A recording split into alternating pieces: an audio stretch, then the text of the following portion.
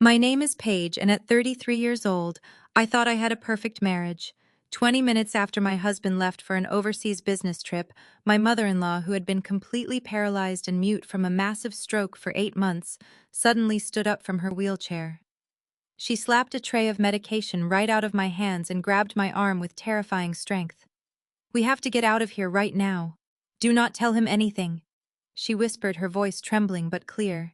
That was the exact moment the flawless illusion of my life shattered, and I realized the man I loved was a monster. To understand the sheer terror of that moment, you have to know how the morning started.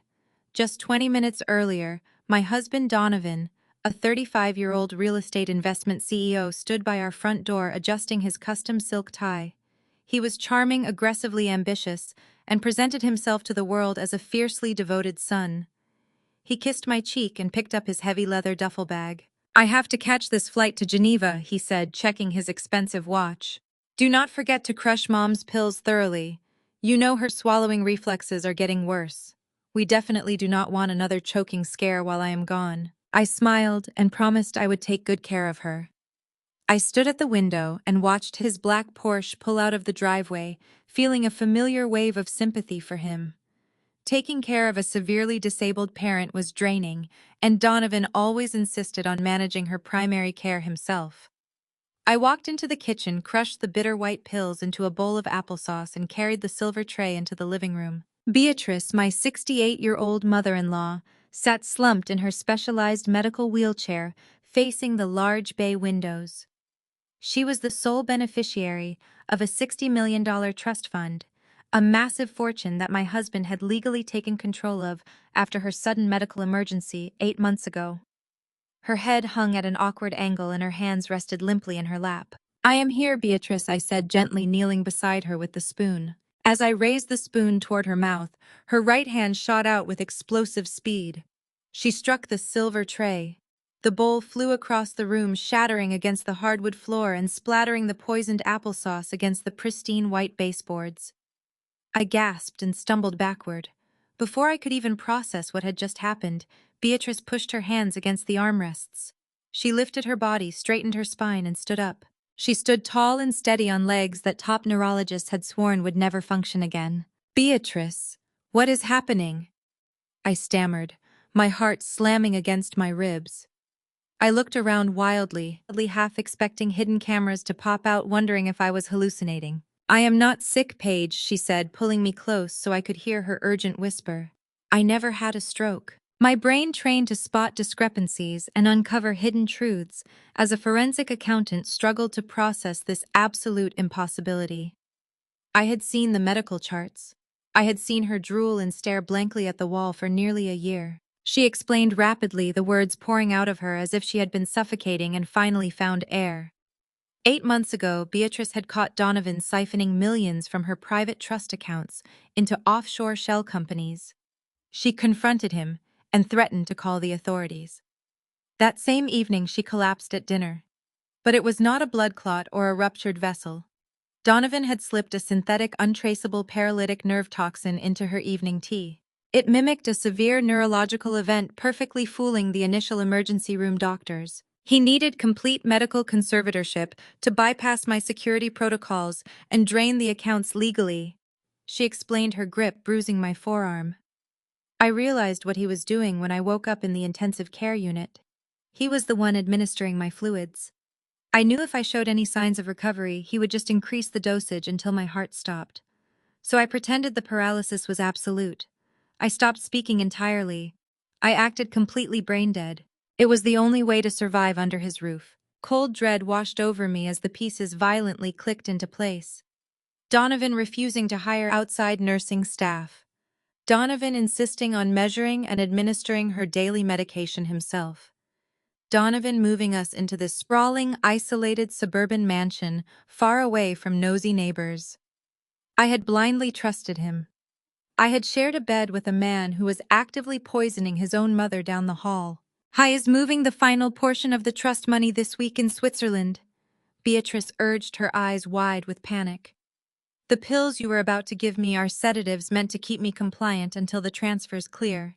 We have to leave before he returns. If he finds out I can walk or speak, we are both dead." I did not waste time asking more questions. My survival instincts kicked into high gear. I ran to the hallway closet, grabbed my purse, snatched my car keys from the hook, and threw a heavy wool coat over Beatrice's shoulders. My hands were shaking so badly I could barely zip my boots. We hurried toward the front entryway, our eyes fixed on the heavy wooden door leading to safety. We were just 5 feet away. Then the digital keypad on the front door chimed cheerfully. The heavy deadbolt clicked open with a loud mechanical thud. The door swung inward, bringing a sharp gust of freezing winter wind into the foyer. Donovan stepped over the threshold, brushing snow off his tailored overcoat. "Paige, I forgot my passport," he called out, pushing the door closed behind him. He dropped his car keys on the entry table with a sharp clatter. The sound echoed like a gunshot in the silent house.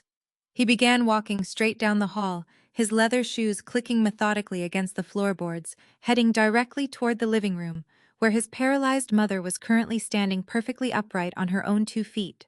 Beatrice dropped like a stone. 1 second she was a desperate woman fighting for her life, and the next her muscles went completely slack. Her head slumped forward, hitting her chest at that awful, unnatural angle. Her arms fell dead against the armrests. The transition was so instantaneous, so terrifyingly perfect that for a fraction of a second, I thought the exertion had actually killed her. I did not have time to check her pulse. I threw myself onto the hardwood floor, plunging my bare hands directly into the cold, sticky puddle of poisoned applesauce and shattered porcelain. I began scraping the mess together, my breathing shallow and fast. Donovan rounded the corner. His bespoke Italian leather shoes stopped mere inches from my trembling fingers. The sharp scent of his expensive cedar and bergamot cologne filled the room, a smell that used to make me feel safe, but now made my stomach churn with violent nausea. "What exactly is going on here, Paige?" His voice was not angry. It was flat, clinical, and completely devoid of the warmth he usually projected. "I tripped," I said, keeping my head bowed so he could not see the panic radiating from my eyes. I caught the toe of my boot on the edge of the Persian rug. "I am so sorry, Donovan." The bowl just slipped right out of my hands. "I will make her a fresh batch immediately." I waited for him to offer me a hand up. I waited for the husband who bought me roses on random Tuesdays to ask if I had cut myself on the broken porcelain. He did neither. Instead, he stepped right over the mess and walked slowly toward his mother. My forensic accounting training had conditioned me to look for anomalies, to find the hidden truth buried beneath layers of fabricated data. As I knelt on the floor with my hands covered in toxic food, I analyzed my husband's body language. There was no rush in his step. There was no frantic search for his missing passport. He was moving with the deliberate, predatory grace of a man inspecting a cage. "Poor Mom," Donovan murmured, leaning over Beatrice. He placed his hands on the armrests of her wheelchair, trapping her in. "You really are getting worse, aren't you?" I watched in silent horror as he reached out and stroked her cheek. His hand then moved down to her right arm, resting on the soft, thin skin of her inner bicep. "The doctor said we need to keep checking her nerve responses," Donovan said, looking over his shoulder at me with a chilling, empty smile, "to see if the paralysis is advancing." He dug his thumb and forefinger into Beatrice's fragile flesh. He did not just pinch her, he clamped down with brutal, punishing force and twisted his wrist. My breath caught in my throat. I wanted to scream.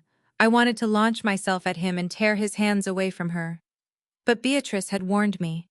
If he found out I knew the truth, we were both dead. I forced myself to remain perfectly still on the floor, digging my own fingernails into my palms to keep from reacting. Beatrice was a masterclass in survival. Despite the agonizing pain he was inflicting, she did not flinch. Her eyelids did not flutter. Her breathing remained shallow and rhythmic. She stared blankly at the far wall, a perfect portrait of a brain-dead patient. A single tear escaped the corner of her right eye, tracking slowly down her wrinkled cheek. Donovan released his grip. He casually wiped the tear away with his thumb. "Still having those involuntary tear duct spasms, I see," he said smoothly.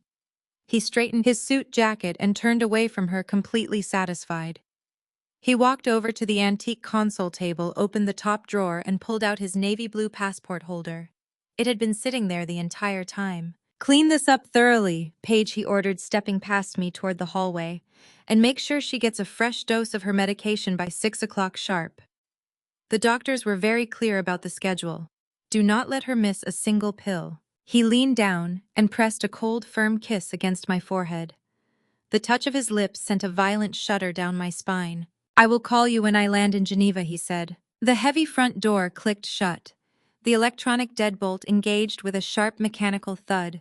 I stayed frozen on the floor, listening intently, as the low rumble of his Porsche engine faded down our long, winding driveway. Only when the street was completely silent did Beatrice let out a ragged, agonizing gasp for air. Her head snapped up and she grabbed her injured arm, her chest heaving as she fought to draw oxygen into her lungs. I scrambled to my feet and rushed to her side, gently pulling her sleeve up. A dark, ugly purple bruise was already blossoming across her pale skin in the exact shape of Donovan's fingers. "High nose!" Beatrice wheezed, her voice raspy from disuse and sheer terror. "He suspects something. He came back to test me." "We have to go right now," I said, my voice dropping to an urgent whisper. "I do not care about the mess. I do not care about packing clothes. We are leaving this house and we are going straight to the federal authorities." I grabbed a towel from the kitchen, hastily wiping the toxic applesauce from my hands. My mind was racing, calculating our escape route. We needed my car keys, her emergency medical file, and my encrypted laptop containing the family financial ledgers.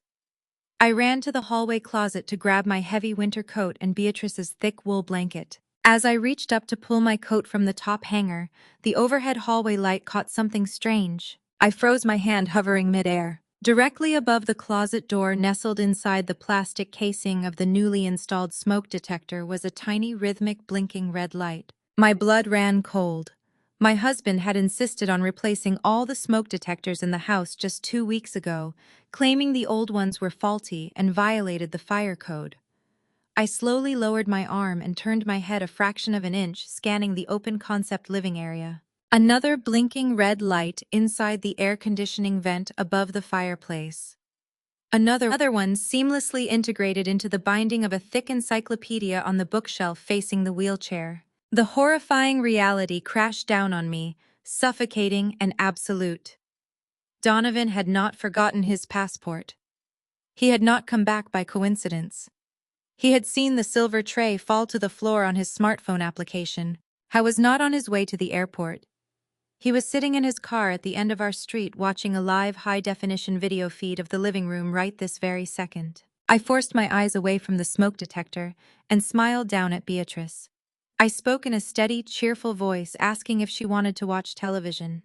I grabbed the remote and turned on the news, creating a wall of sound to cover any whispers. Then, keeping my back entirely to the camera hidden in the bookshelf, I pulled my work tablet from my tote bag. As a forensic accountant, dealing with encrypted corporate networks and bypassing security protocols was my daily routine. Getting past my own home network took less than 60 seconds. I accessed the router administration panel, identified the hidden internet protocol addresses streaming high-definition video, and injected a simple script. I looped the previous 5 minutes of footage. On Donovan's screen in his car down the street, he would just see a continuous loop of me wiping down the floor and Beatrice staring blankly at the wall. "We are clear for now," I whispered, pulling Beatrice toward the hallway, entirely out of the camera's line of sight. "The video feed is looping. We have a small window, but we need to know exactly how much money he has already touched before we go to the authorities." I opened a secure virtual private network and logged into the financial server, holding Beatrice's trust fund data. My fingers flew across the digital keyboard. I bypassed the standard banking interface and went straight into the raw transaction ledgers. The trust was supposed to hold $60 million, meticulously managed for her lifelong care. What I saw on the screen made the blood freeze in my veins. $20 million was gone. It had been wired out in 3 separate transactions over the past 48 hours. The funds were routed through a shell corporation in Delaware and deposited directly into an offshore account in the Cayman Islands. But the missing money was not the most terrifying part of the ledger. It was the authorization codes attached to the wire transfers. I clicked on the audit trail, my stomach churning violently. Every major financial movement requires a digital signature, a multi-factor authentication tied to a specific user. I stared at the glowing screen in absolute horror. The authorization did not belong to Donovan. It belonged to me. My unique forensic accounting credential.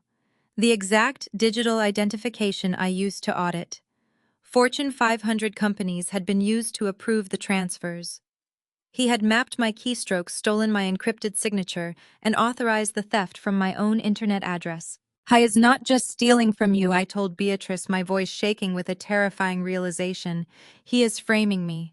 If we go to the police right now, I am the one who goes to federal prison for elder financial abuse and grand larceny. The digital paper trail points entirely to me. He poisoned you, and he set me up to take the fall for draining your trust fund." I looked at Beatrice, seeing the full scope of my husband's sociopathic brilliance. Donovan had played the devoted, grieving son to perfection, carefully laying the groundwork for months. He had positioned me as the greedy daughter-in-law with the financial expertise necessary to pull off a massive heist. He was going to let me go down for the entire crime while he walked away a wealthy, tragic victim. Beatrice gripped my wrist, her fingernails digging into my skin. "That is why he insisted you work from home this week," she rasped. "He needed your devices on the same network to make the digital footprint flawless.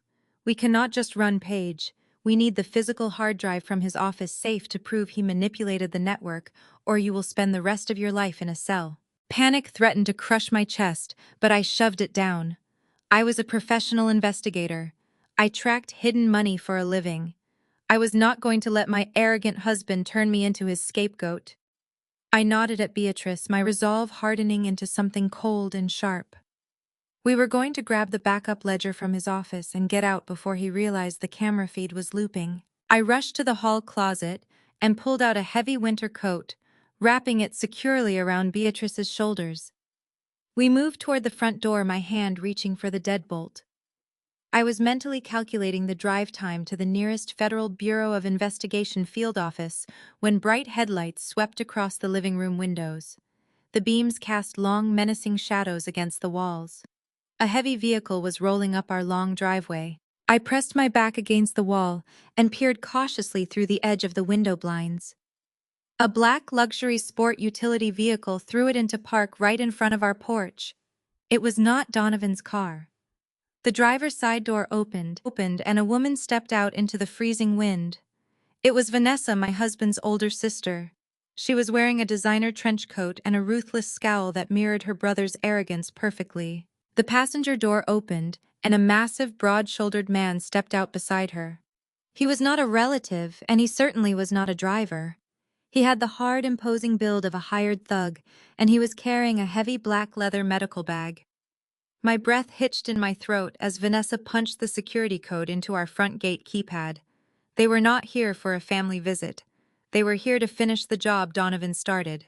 The electronic keypad on our front door chimed its cheerful melodic tune for the second time that morning. Vanessa had the master code. She pushed the heavy oak door open and stepped into the foyer without knocking, bringing a blast of freezing wind with her. She did not look like a woman dropping by for a casual family visit. She wore a tailored cashmere trench coat and a vicious, triumphant smirk. Right behind her was a man who looked like a heavyweight boxer squeezed into a cheap medical scrub top. He carried a heavy black leather bag, and his eyes were completely devoid of any human warmth. He scanned the living room with the cold, assessing gaze of a predator looking for obstacles. "Hello, sister-in-law." Vanessa set her heels clicking loudly against the hardwood floor. "Donovan called me from the airport. He said you were sounding incredibly stressed and overwhelmed on the phone this morning. He asked me to bring a specialist over to evaluate Mother." There was no phone call. Donovan was sitting in his car down the street watching a frozen camera feed, and he had sent his ruthless sister to do his dirty work. I stepped directly into the hallway, blocking their path to the living room where Beatrice sat perfectly still in her wheelchair. "We do not need a specialist," I said, keeping my voice remarkably level despite the adrenaline flooding my veins. "Beatrice is resting. You can leave." Vanessa laughed. It was a sharp, grating sound. "Do not be ridiculous, Paige. You are clearly suffering from caregiver burnout. Look at you. You are pale, you are shaking, and frankly, you are not qualified to handle a patient with her level of neurological damage." Dr. Vance here is going to administer a mild sedative, and then we are moving her to a facility better equipped for her complex needs." She gestured toward the hulking man. He took a step forward, his massive hand unzipping the black leather bag. Inside, I could see the glint of a pre-filled syringe. "What facility?" I demanded, planting my feet firmly. "Pine Ridge," Vanessa stated, crossing her arms. The name hit me like a physical blow to the stomach. Pine Ridge was not a hospital. It was a notorious, isolated psychiatric fortress, located deep in the rural woods outside the city. It catered exclusively to the ultra-wealthy, a place where problematic relatives were sent to disappear behind high walls and ironclad non-disclosure agreements. If they took Beatrice to Pine Ridge, Donovan would not even need to poison her himself. The corrupt staff there would quietly ensure her heart stopped within the week, citing natural complications from her stroke. "Nobody is taking her anywhere," I said, my voice rising. "I am her primary caregiver when Donovan is away. I do not consent to this transfer, and I do not recognize this man as a licensed medical professional. Get out of my house right now, or I am calling the police." Vanessa dropped the faux concerned sister act instantly. Her face hardened into a mask of pure malice. She marched right up to me, invading my personal space. "You do not have a choice, you pathetic little calculator," Vanessa hissed, pointing a manicured finger in my face. "You are nothing but a middle-class nobody who married into a legacy you do not understand. My brother has medical power of attorney. And if you try to stop us, I will personally call the federal authorities and tell them about the $20 million you just embezzled from my mother's trust fund." She knew. Of course she knew. She was in on the entire scheme. They were going to kill Beatrice, drain the $60 million, and let me rot in a federal penitentiary. The fake doctor stepped past Vanessa, moving directly toward the living room. I threw myself in front of him, shoving my hands hard against his broad chest. He did not even stumble. He grabbed both of my arms with one massive hand, his grip tight enough to bruise bone, and easily shoved me against the wall. "Stop!" I screamed, struggling wildly against his grip. "Do not touch her!" Vanessa walked past me, pulling the syringe from the black bag. Beatrice sat in the wheelchair, forced to play the part of a brain-dead victim. If she moved, if she fought back or spoke, Vanessa would know the paralysis was a lie, and they would likely kill us both right here in the living room. I thrashed against the massive man holding me, kicking at his legs, but he was like a brick wall. "Just hold her still," Vanessa ordered the thug, stepping toward Beatrice with the needle raised. "I am going to make sure Mother is nice and quiet for the ride." "What is going on in here?" A deep booming voice echoed from the front door. The sheer authority in the voice made the thug loosen his grip on my arms. Vanessa froze, the syringe hovering just inches from Beatrice's arm. I turned my head and saw Kendrick standing in the entryway. He was Vanessa's husband, my brother-in-law. He was an imposing African-American man wearing a flawless bespoke suit, radiating the quiet, dangerous power of a man who ran a massive logistics and hospitality empire down in Atlanta. He was fiercely proud of his family legacy and carried himself with an absolute demand for respect. "Kendrick," I gasped, tearing myself away from the distracted thug. "Kendrick, thank God. Vanessa brought this man into my house to hurt your mother-in-law. You have to stop them." I expected Kendrick to be shocked. I expected him to demand answers from his wife. Instead, he let out a long, heavy sigh and rubbed his temples, looking at me with a mixture of pity and severe irritation. "Paige, calm down and step away from the wheelchair," Kendrick commanded. His voice was not angry, but it left absolutely no room for argument. "Vanessa told me you were having a severe mental breakdown due to the stress of auditing season and caregiver fatigue. I can see she was right. Look at yourself. You are hysterical." "Kendrick, no, you do not understand," I pleaded, moving toward him. "They are trying to take her to Pine Ridge." "I know they are," Kendrick interrupted, stepping past me to stand protectively beside his wife. "Because I am the one who arranged the transport. Vanessa called me in tears this morning, saying you were neglecting her mother. Do you have any idea how hard it is to get a bed at Pine Ridge on a Saturday morning? I had to wire a $500,000 admission fee directly to the facility director just an hour ago to secure the private wing. We are doing this to help the family, Paige." The air was knocked completely out of my lungs. I stared at Kendrick, seeing the earnest, arrogant certainty in his eyes. He genuinely believed he was rescuing his mother-in-law. He genuinely believed he was solving a family crisis with his vast wealth. He had absolutely no idea that his wife and her brother were murderers. He had no idea he had just paid $500,000 to fund his own mother-in-law's execution. And looking at Vanessa's triumphant, wicked smirk as she leaned against her powerful, clueless husband, I realized that Kendrick was not just an unwitting pawn, he was the perfect shield. I stared at the man standing between me and my mother-in-law. Kendrick was not a villain. I knew that. I had sat across from him at Thanksgiving dinners and heard him talk with fierce pride about his family business in Atlanta, about legacy, about protecting the people you love.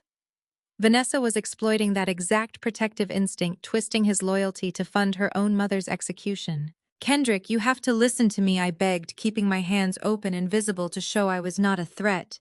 Vanessa is lying to you. Donovan is lying to you. Beatrice never had a stroke. Your brother-in-law has been paralyzing her with a neurotoxin.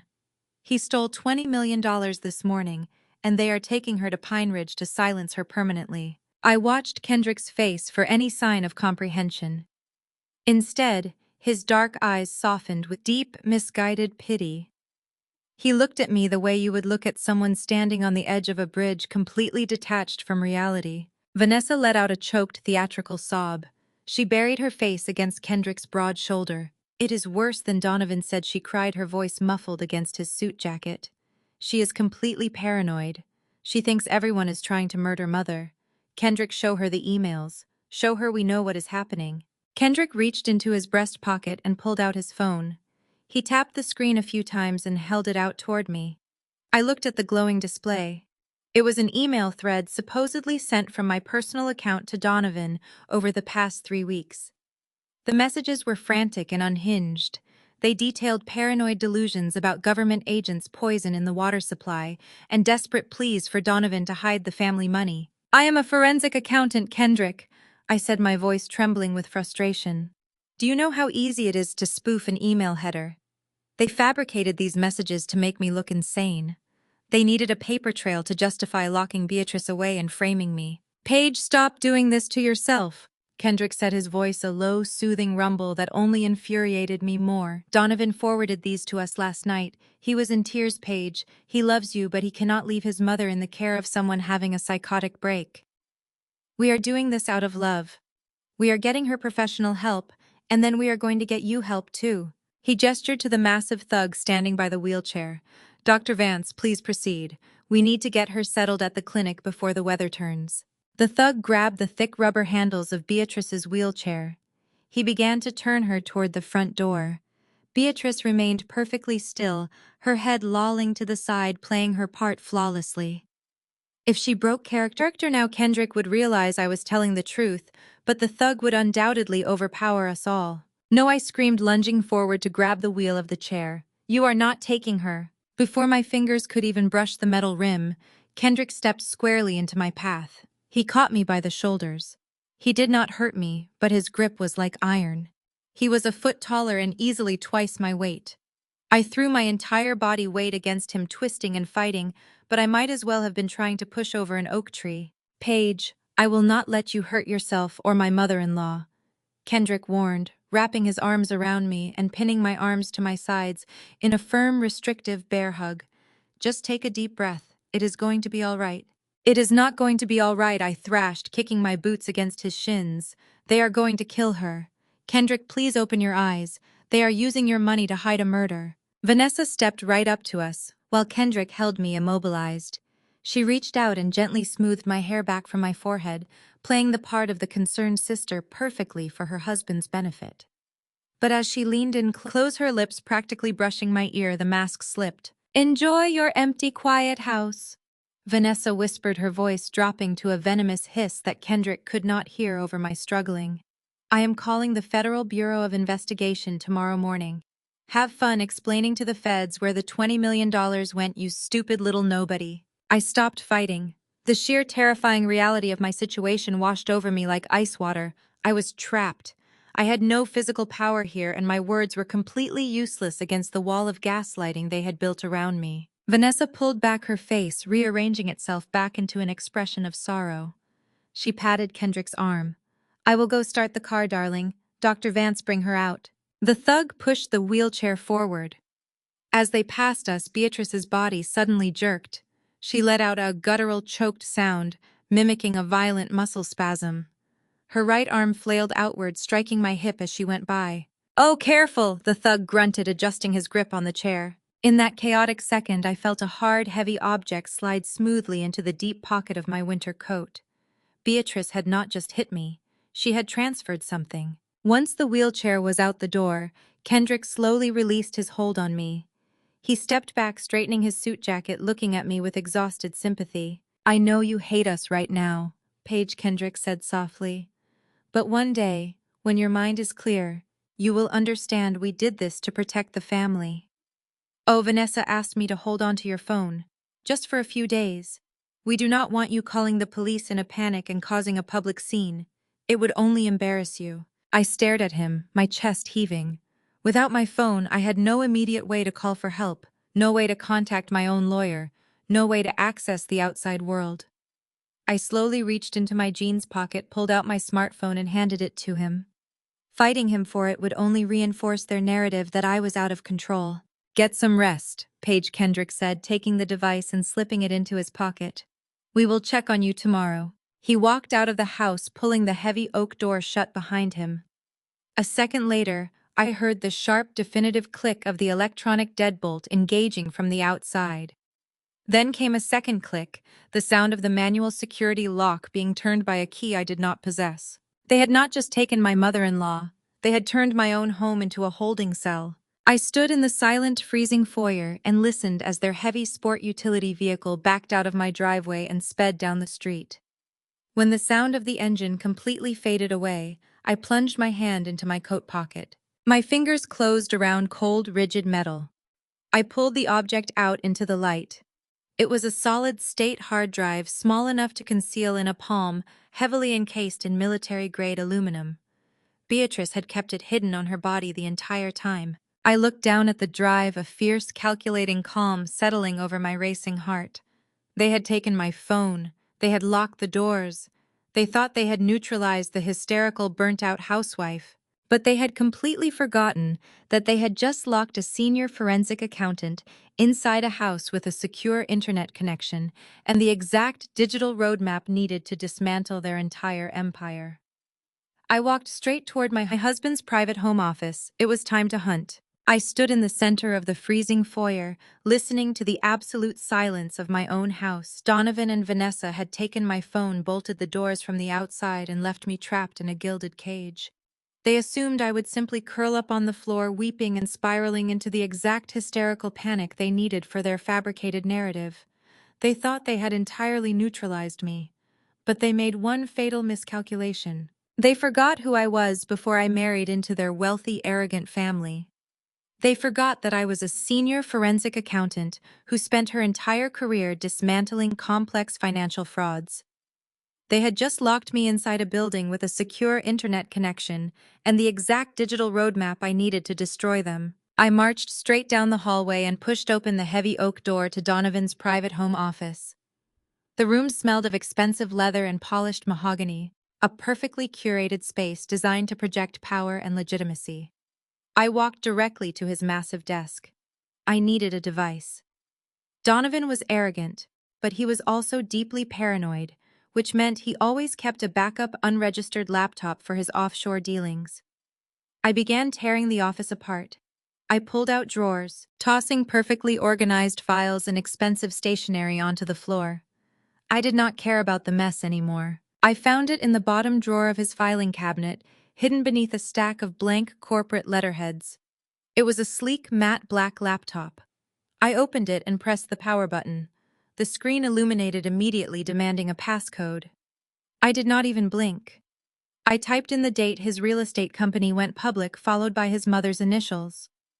Donovan was a textbook narcissist with highly predictable patterns. The screen unlocked instantly, granting me full access to the desktop. I reached into the deep pocket of my winter coat and pulled out the cold, heavy metal drive Beatrice had slipped to me during the struggle. I plugged it directly into the side port of the laptop.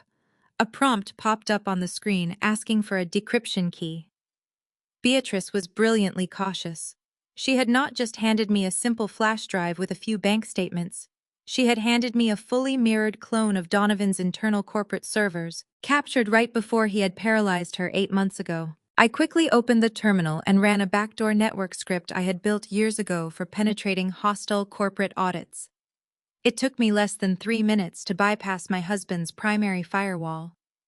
The screen flooded with cascading folders, encrypted spreadsheets, and hidden bank routing numbers. I cracked my knuckles and went to work. Tracing hidden money is like pulling a single loose thread on a massive, ugly sweater. You just have to know exactly which thread to pull first. I started with the $20 million he had moved this morning, using my forged credentials.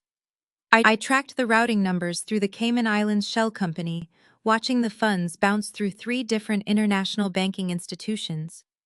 He was attempting to wash the stolen money, making the transactions look like a series of legitimate overseas real estate acquisitions.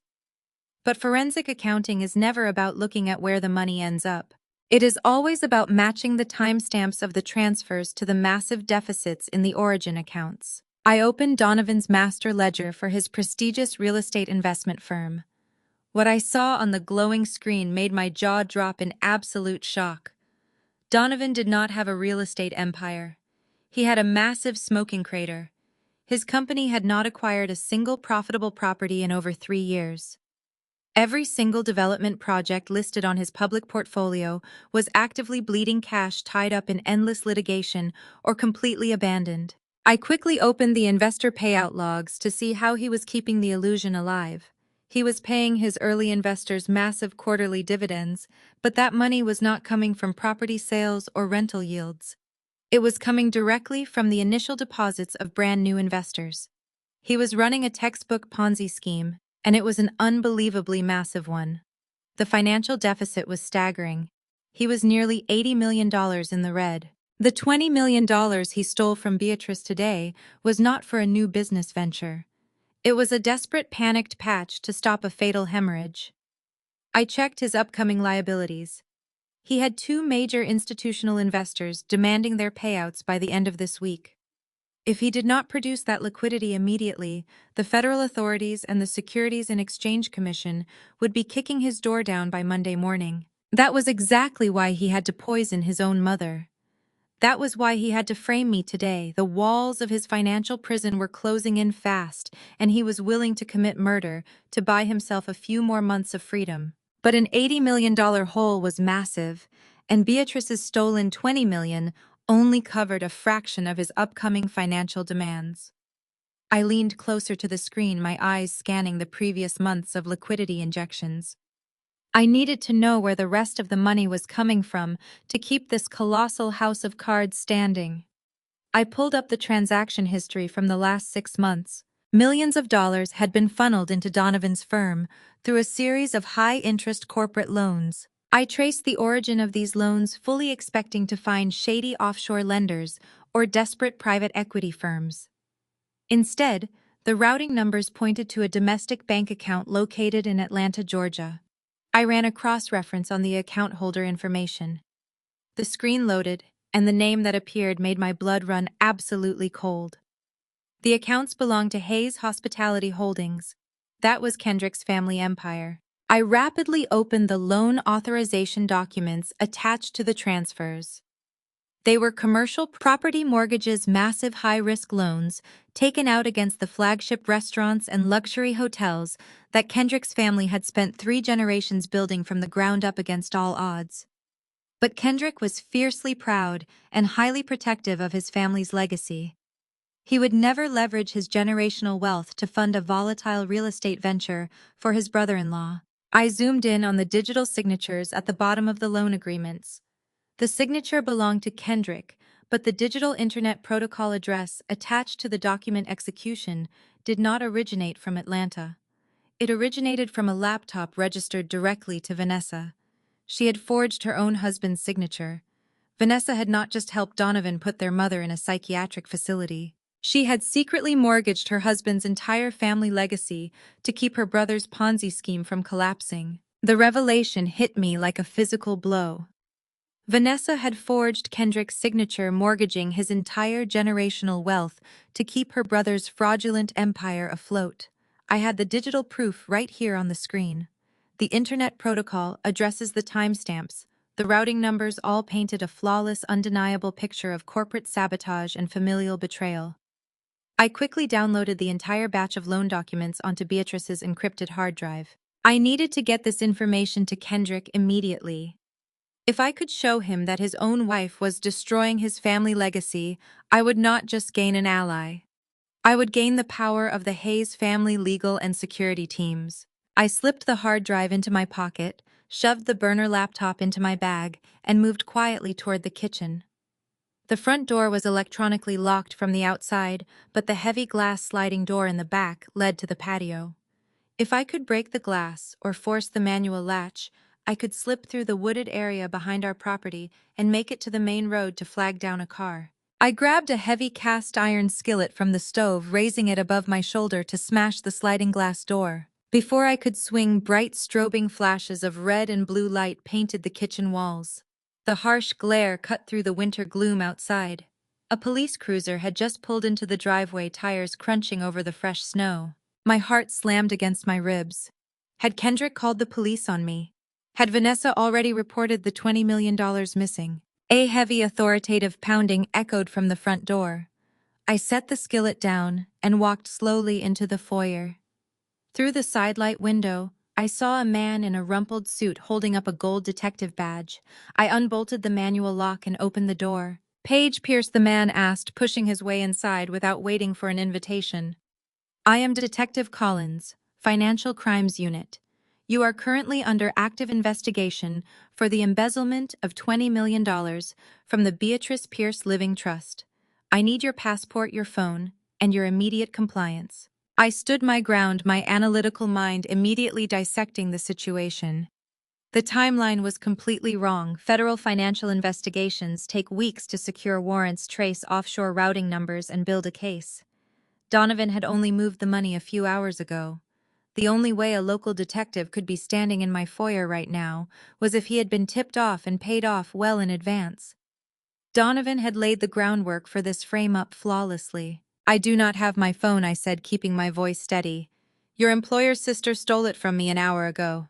Collins smirked, a nasty, knowing expression that confirmed my suspicions instantly. "Do not make this harder than it has to be, Mrs. Pierce. Your husband is worried sick about you. He called us from the airport completely devastated that his wife was draining his mother's accounts. Hand over the passport. You are a flight risk, and you are officially under house arrest until the Federal Bureau of Investigation arrives tomorrow morning to take you into custody." I walked to the entry console, pulled my passport from the top drawer, and handed it to him. I needed to play the role of the terrified, defeated wife to lower his guard. "Am I allowed to sit down?" I asked, letting my shoulders slump and keeping my eyes cast downward. "Go sit in the living room," Collins ordered, adjusting his jacket. "I need to do a preliminary sweep of the premises to ensure you have not destroyed any financial documents. Stay put." I walked into the living room and sank onto the sofa. But I did not stay put. As soon as Collins turned the corner to head toward Donovan's home office, I silently slipped off my shoes and crept down the hallway. I pressed my back against the wall just outside the office door. I had purposely left the burner laptop sitting open on the desk when I discovered Vanessa's forgery. The screen was dark, having gone to sleep, but I knew the integrated webcam was perfectly angled toward the center of the room. I peered carefully around the doorframe. Collins was not searching for financial documents. He was not looking at the filing cabinets or the computer. He walked directly over to my personal writing desk in the corner of the room. He reached into the inner pocket of his suit jacket and pulled out a small, transparent plastic bag. Inside the bag was a medical syringe filled with a clear liquid. My blood ran ice cold. It was the synthetic paralytic neurotoxin. Donovan was not leaving anything to chance. He was having a corrupt cop plant the exact poison used on Beatrice inside my personal desk. When the federal agents arrived tomorrow, they would not just find the fabricated financial trail. They would find the murder weapon perfectly staged among my belongings. Collins pulled open my bottom drawer, dropped the plastic bag inside, and pushed the drawer shut with a satisfied click. He turned around, pulling out his phone to likely text Donovan that the job was done. I did not panic. I did not scream. I stepped directly into the doorway, blocking his exit. "Find what you were looking for, detective," I asked, my voice ringing with absolute razor-sharp clarity. Collins jumped, nearly dropping his phone. He quickly recovered, puffing out his chest and attempting to look intimidating. "I am securing the scene," he growled. "Return to the living room immediately, or I will put you in handcuffs right now." I crossed my arms and leaned casually against the doorframe. "You are not going to handcuff me, Collins. In fact, you are going to walk over to my desk, retrieve that little plastic bag you just dropped into my bottom drawer, and you are going to place it on the center of the rug." "Are you out of your mind?" he sneered, reaching for the handcuffs on his belt. "I am a sworn officer of the law. You are a criminal suspect." "I am a senior forensic accountant," I corrected him coldly. "I audit multi-billion-dollar corporations for a living." "Do you really think I would leave an open laptop on a desk without activating the security protocols?" Collins froze. His eyes darted to the burner laptop sitting just inches from where he had planted the syringe. "The webcam is active," I lied with perfect unblinking confidence. "I wrote a custom background script that automatically triggers video recording whenever motion is detected in this room. The footage of you planting an illegal unregistered neurotoxin in my desk is not saving to a local hard drive. It is currently syncing to a secure encrypted cloud server hosted in Germany. Even if you smash that laptop to pieces right now, the video is completely out of your reach." The arrogant smirk melted off his face instantly. The color drained from his cheeks, leaving him looking pale and suddenly very old. "Donovan pays you well, I am sure," I continued, stepping slowly into the room like a predator cornering its prey. "But does he pay you enough to spend 20 years in a federal penitentiary for evidence tampering, corruption under the color of law, and accessory to attempted murder?" Because the second I hit send on my smartwatch, that video goes directly to the Internal Affairs Division, the Federal Bureau of Investigation, and every major news outlet in the state. He swallowed hard. His hand fell away from his handcuffs. "What do you want?" "I want the plastic bag on the rug," I demanded. He moved, mechanically opening the drawer, retrieving the bag and dropping it onto the floor. "Now," I said, holding out my open palm.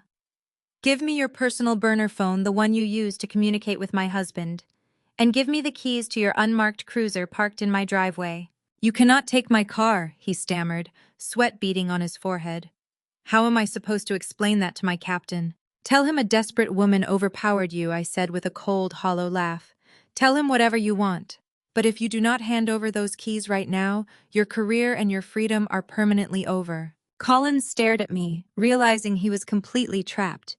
He was a bully used to intimidating scared victims, but he had never faced someone who calculated risk for a living. With trembling hands, he reached into his pockets. He pulled out a cheap prepaid cell phone and a set of heavy car keys, dropping them into my waiting palm. "Sit in the chair," I ordered. He collapsed into the leather desk chair. I grabbed my tote bag containing the laptop and Beatrice's hard drive. I turned my back on the corrupt detective and walked out the front door, stepping into the freezing winter air. The engine of the police cruiser roared to life as I turned the ignition. I threw the car into reverse and tore out of the driveway. I had the evidence. I had a vehicle. Now I needed to find Kendrick and show him exactly what his wife had done. The unmarked police cruiser tore down the highway. I pushed the accelerator to the floor, my hands gripping the steering wheel so tightly my knuckles turned white. I had Donovan's burner laptop sitting on the passenger seat and the encrypted hard drive safely tucked into my coat pocket. Before leaving the house, I had printed out the crucial ledger pages using my home office printer. I needed physical paper. I needed Kendrick to hold the undeniable proof in his own hands. Vanessa had played him for a fool, using his fierce pride and protective nature to fund a massive criminal enterprise. I knew exactly where Kendrick was this afternoon.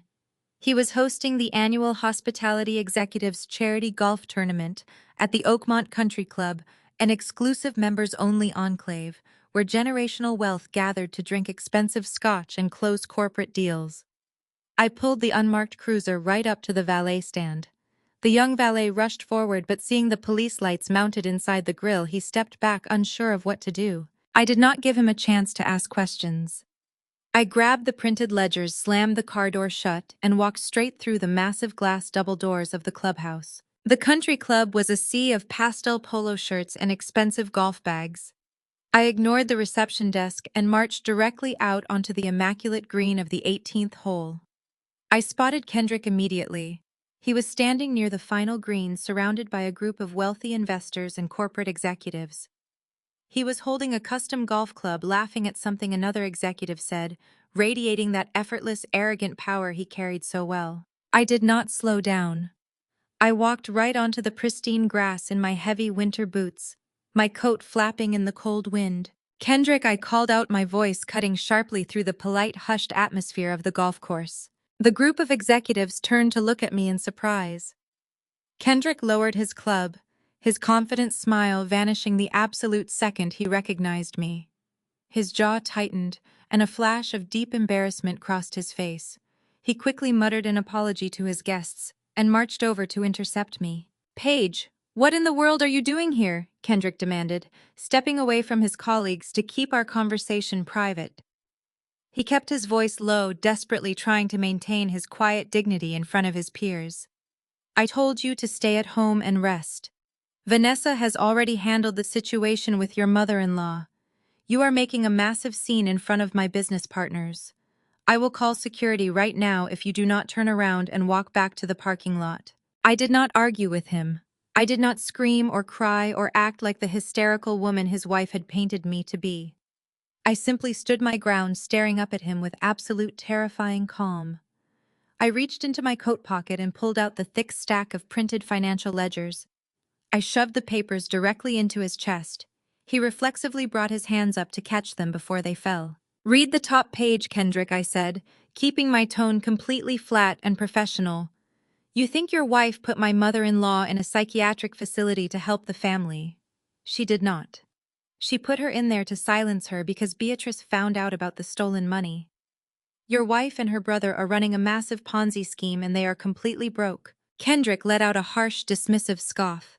He looked down at the papers, shaking his head. "Paige, you have lost your mind.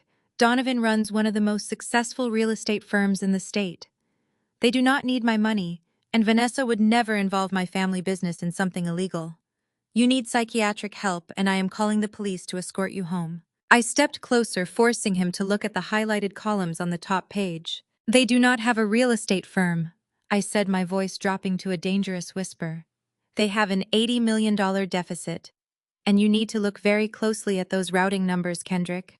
Because Donovan did not just steal $20 million from his own mother this morning. He has been taking massive high-interest commercial mortgages for the past 6 months to keep his fraud afloat." Kendrick frowned, his eyes finally scanning the rows of black and white text. I watched his gaze track across the page, landing on the origin accounts for the wire transfers. His dark eyes widened a fraction of an inch. "Those are my corporate accounts," he muttered, his voice losing a bit of its arrogant edge. "This is a fabrication. These accounts are locked. No one can authorize a commercial mortgage against my properties without my direct signature. My family has spent 3 generations building those assets." "Turn to page 3, I instructed coldly. Kendrick flipped the page. He stared at the digital authorization log I had pulled directly from Donovan's server. "Your wife forged your signature, Kendrick," I said, delivering the final crushing blow. "She used her own laptop to authorize $30 million in loans against your flagship restaurants and your luxury hotels in Atlanta.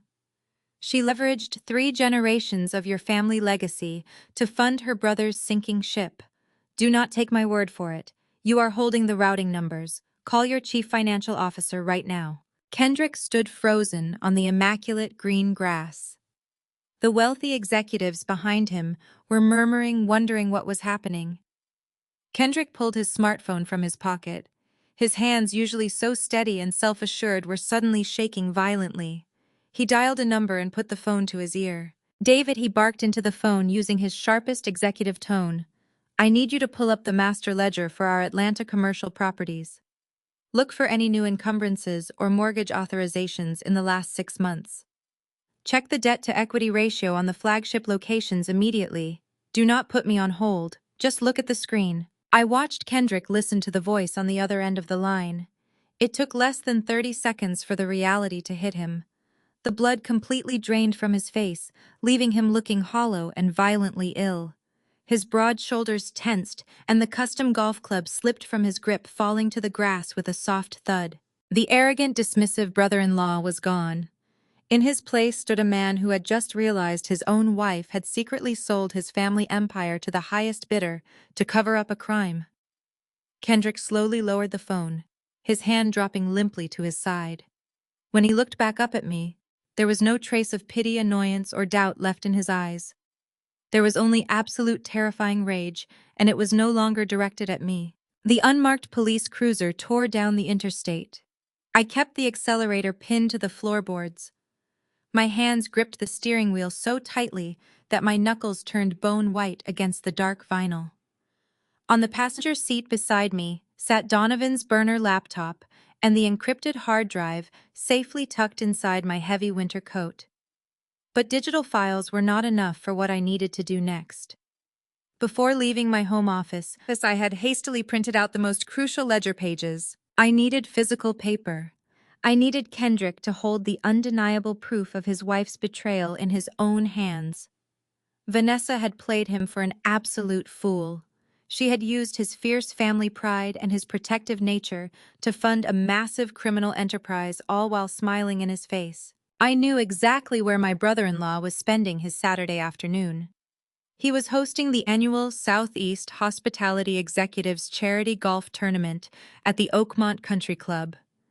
It was an incredibly exclusive members-only enclave where generational wealth gathered to drink expensive scotch and close corporate deals behind closed doors. I swerved the cruiser onto the manicured entrance road, ignoring the speed limit signs. I pulled the vehicle right up to the front valet stand, throwing it into park. A young valet rushed forward, his eyes wide with reprimand, but the second he saw the red and blue police lights mounted inside the grille, he stopped dead in his tracks. He stepped back, unsure of what to do. I did not give him a single second to ask questions. I grabbed the printed financial ledgers, slammed the car door shut, and walked straight through the massive glass double doors of the clubhouse. The interior of the country club was a sea of pastel polo shirts, expensive golf bags, and hushed, polite conversations. I ignored the reception desk entirely and marched directly through the lounge, pushing open the patio doors that led out onto the immaculate green of the 18th hole. I spotted Kendrick immediately. He was standing near the final green, surrounded by a group of wealthy investors and corporate executives. He was holding a custom titanium golf club, laughing at something another executive had just said. He was radiating that effortless, arrogant power he carried so well, completely in his element. I did not slow down. I walked right onto the pristine, perfectly cut grass in my heavy, salt-stained winter boots, my dark coat flapping in the freezing wind. "Kendrick," I called out, my voice cutting sharply through the polite atmosphere of the golf course. The group of executives turned to look at me in absolute surprise. Kendrick lowered his golf club. His confident, booming laugh vanished the exact second he recognized me. His jaw tightened instantly, and a flash of deep, unmistakable embarrassment crossed his face. He quickly muttered an apology to his guests, handing his club to a caddy, and marched over to intercept me before I could reach his VIP circle. "Paige, what in the world are you doing here?" Kendrick demanded in a harsh whisper. He grabbed my elbow, trying to steer me away from his business partners, desperately trying to maintain his quiet dignity. "I told you to stay at home and rest. Vanessa has already handled the medical situation with your mother-in-law. You are making a massive scene in front of my investors. I will call security right now if you do not turn around and walk back to the parking lot." I yanked my arm out of his grasp. I did not argue with him. I did not scream or cry or act like the hysterical, burnt-out woman his wife had painted me to be. I simply stood my ground, staring up at him with absolute terrifying calm. I reached into my coat pocket, pulled out the thick stack of printed financial ledgers, and shoved the papers directly into his chest. He reflexively brought his hands up to catch the stack before it fell to the grass. "Read the top page, Kendrick," I said, keeping my tone completely flat and purely professional.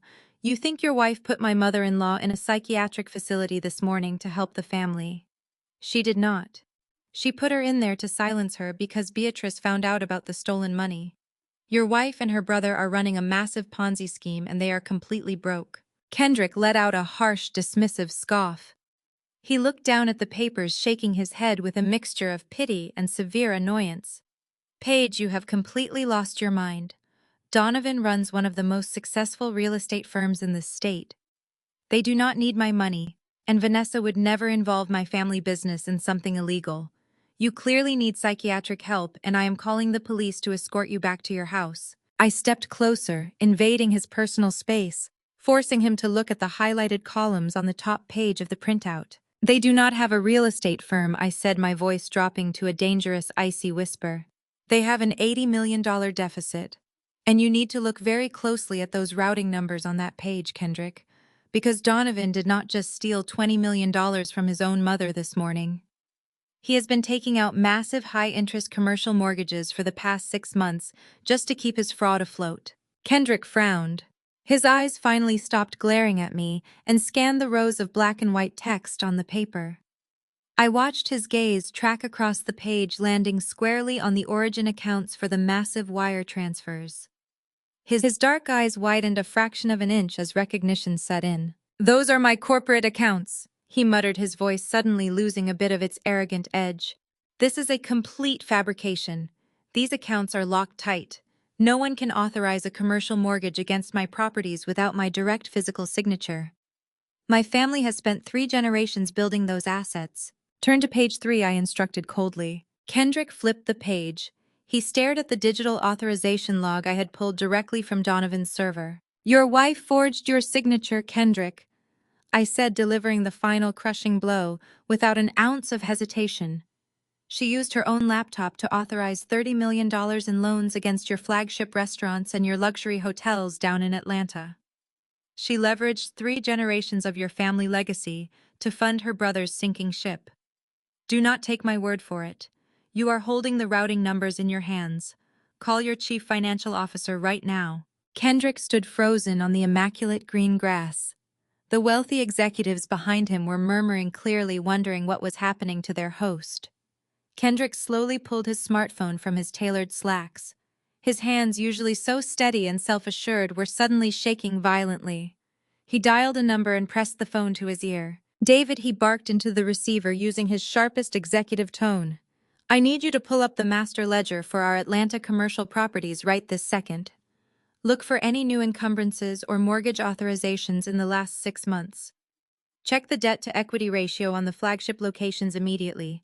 Do not put me on hold. Just look at the screen and read it to me." I stood silently and watched Kendrick listen to the voice on the other end of the line. It took less than 30 seconds for the catastrophic reality to hit him. The blood completely drained from his face, leaving him looking hollow and violently ill. His broad shoulders tensed. The arrogant, dismissive brother-in-law was gone. In his place stood a man who had just realized his own wife had secretly sold his family empire to the highest bidder to cover up a crime. Kendrick slowly lowered the phone, his hand dropping limply to his side. The smartphone slipped from his fingers and landed on the soft grass.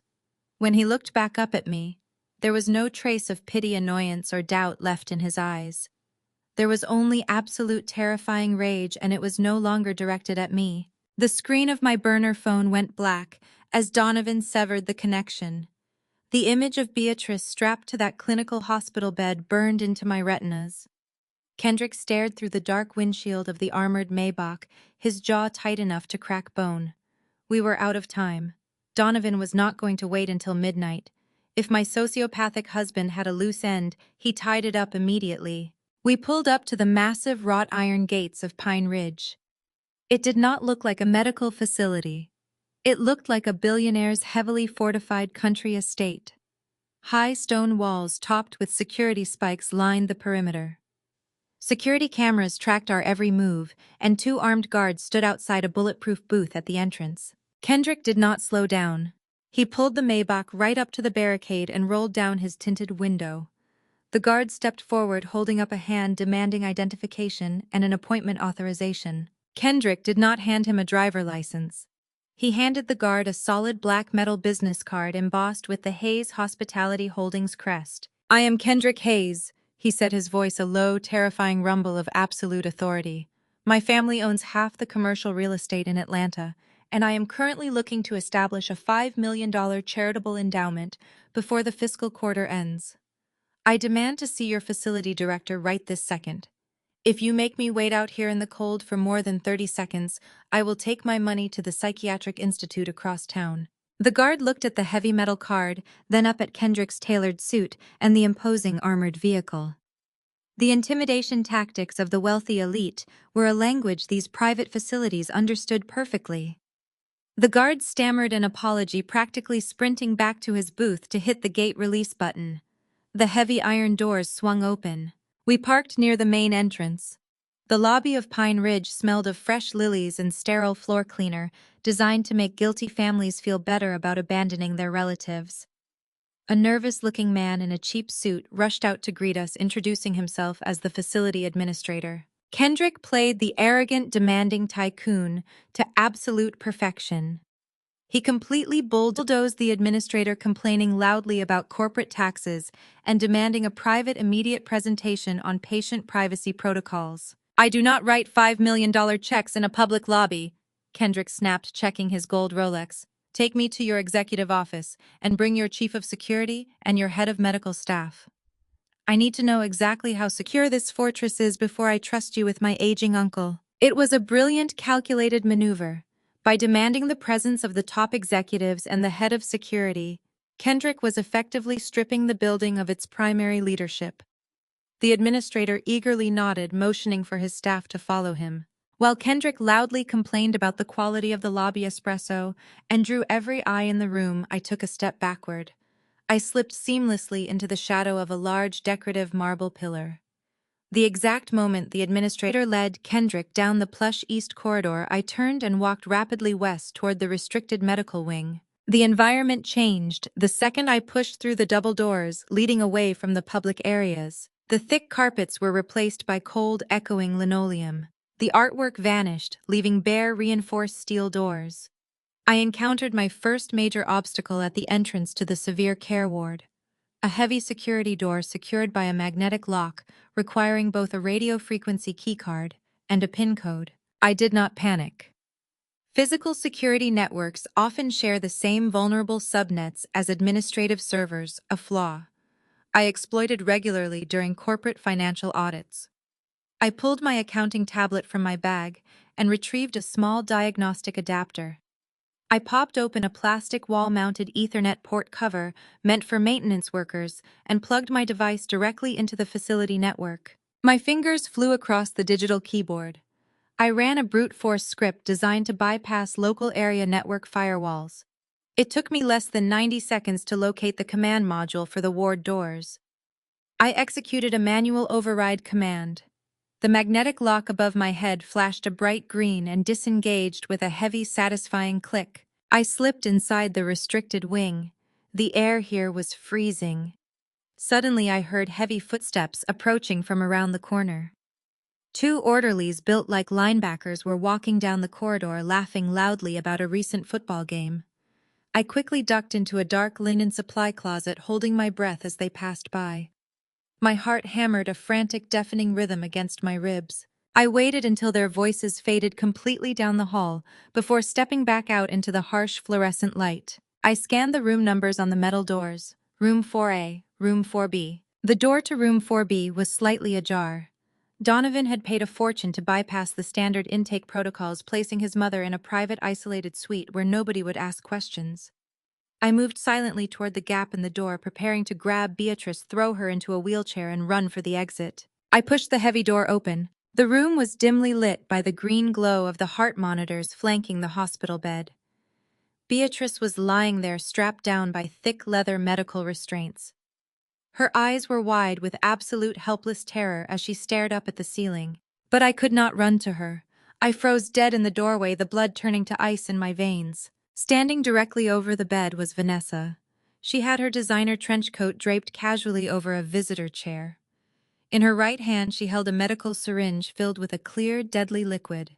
Her thumb rested lightly on the plunger, and the sharp needle was hovering less than an inch above the rubber port of Beatrice's intravenous line. The needle was millimeters away from the rubber port of Beatrice's intravenous line. Vanessa had her eyes fixed intently on the clear plastic tube, her face twisted into a mask of cold, clinical concentration. She did not hear me enter over the rhythmic mechanical beeping of the heart monitor.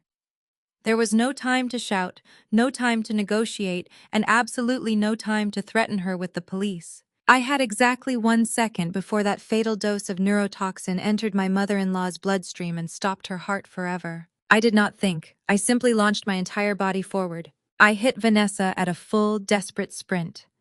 My shoulder slammed squarely into her ribcage with a sickening heavy thud. The sheer force of the impact lifted her completely off her designer heels. She let out a sharp, breathless shriek of surprise as we both crashed hard onto the sterile linoleum floor. The syringe flew from her grasp, clattering harmlessly against the far wall and sliding out of sight beneath a heavy metal storage cabinet. We rolled across the cold floor in a violent tangle of limbs. I was fighting on pure, unadulterated adrenaline, but Vanessa was fighting with the vicious, cornered desperation of a woman who knew she was facing federal prison. She was not the polished, elegant socialite anymore. She was an absolute savage. She drove her knee directly into my stomach, knocking the wind completely out of me. I gasped, my grip on her expensive cashmere trench coat loosening for just a fraction of a second. Vanessa immediately capitalized on my weakness. She twisted her hips and flipped us over, pinning my shoulders aggressively to the floor. Her manicured hands, the exact same hands that had forged her husband's signature to steal millions of dollars, clawed violently at my face. She grabbed a thick fistful of my hair and slammed the back of my head against the hard linoleum. White-hot pain exploded behind my eyes, making the fluorescent lights above us blur into a blinding halo. I brought my arms up, blocking her frantic, clawing strikes, desperately trying to protect my face and dislodge her suffocating weight. I bucked my hips upward, trying to throw her off balance, but she dug the sharp-pointed heel of her designer boot deep into my thigh, pinning me firmly in place. "You stupid, pathetic little nobody," Vanessa spat. Her face was hovering mere inches above mine, completely distorted by absolute venomous hatred. "Did you really think you could walk into our lives and dismantle our family? We are untouchable. We have been running this city since before you were even born." She slammed my head against the floor a second time. My ears began to ring with a high, piercing whine. "You are just a middle-class calculator who got lucky at a networking event." Vanessa snarled, her spit hitting my cheek. "Donovan never loved you. He picked you because you were boring, predictable, and incredibly useful. You were supposed to be his perfect, quiet little alibi while we secured our legacy. You should have just stayed locked in your house and taken the blame like a good little wife." She raised her hand high into the air, curling her fingers into a tight fist, preparing to strike me directly in the face. But her staggering arrogance was her fatal flaw. She was so focused on degrading me, so entirely consumed by her own toxic superiority, that she completely ignored her physical surroundings. I stopped trying to push her heavy frame away. Instead, I reached my right arm out as far as it would go, blindly sweeping the floor beside the hospital bed. My fingers brushed against the cold metal leg of a rolling surgical cart. I gripped the steel frame and pulled backward with every single ounce of desperate strength I had left in my body. The tall cart tipped over instantly. A heavy solid steel medical tray tumbled off the top tier and crashed onto the floor right next to my outstretched hand. I did not hesitate for a microsecond. I grabbed the thick edge of the steel tray, swung my arm upward in a wide, brutal arc, and smashed the heavy metal directly against the side of Vanessa's head. The loud, ringing crack of solid steel impacting bone echoed sharply through the private suite. Vanessa's eyes instantly rolled back into her head. The cruel, mocking smirk vanished from her lips, replaced by a slack, vacant expression. Her brutal grip on my hair released entirely, and she slumped sideways, collapsing onto the cold floor in an unconscious, crumpled heap. I shoved her heavy body off my legs and scrambled to my feet. My chest was heaving violently as I fought to draw oxygen back into my burning lungs. I stumbled toward the hospital bed, ignoring the throbbing pain radiating through my skull. Beatrice was still strapped tightly to the mattress. Her eyes were wide with absolute terror as she watched the entire brutal exchange. The intravenous bag hung above her, dripping clear saline into the plastic tube connected to the back of her fragile hand. I did not know if Vanessa had managed to inject even a partial dose of the toxin into the port before I tackled her. I could not take the risk of letting that fluid reach her heart. I reached down, grabbed the plastic port taped to Beatrice's skin, and ripped the intravenous needle straight out of her vein in one swift, aggressive motion. A small bead of dark blood welled up on her wrinkled hand, but I quickly grabbed a piece of sterile gauze from the tipped-over cart and pressed it against the wound, applying firm pressure. "You are safe," I whispered, leaning down to rest my forehead gently against hers. "I have you. He is not going to hurt you ever again." I reached for the thick leather straps binding her wrists to the metal bed rails, ready to free her completely. Suddenly, a blaring, high-pitched siren erupted through the entire building. The deafening mechanical shriek vibrated through the floorboards, and bright red strobe lights began flashing rapidly in the hallway outside our door.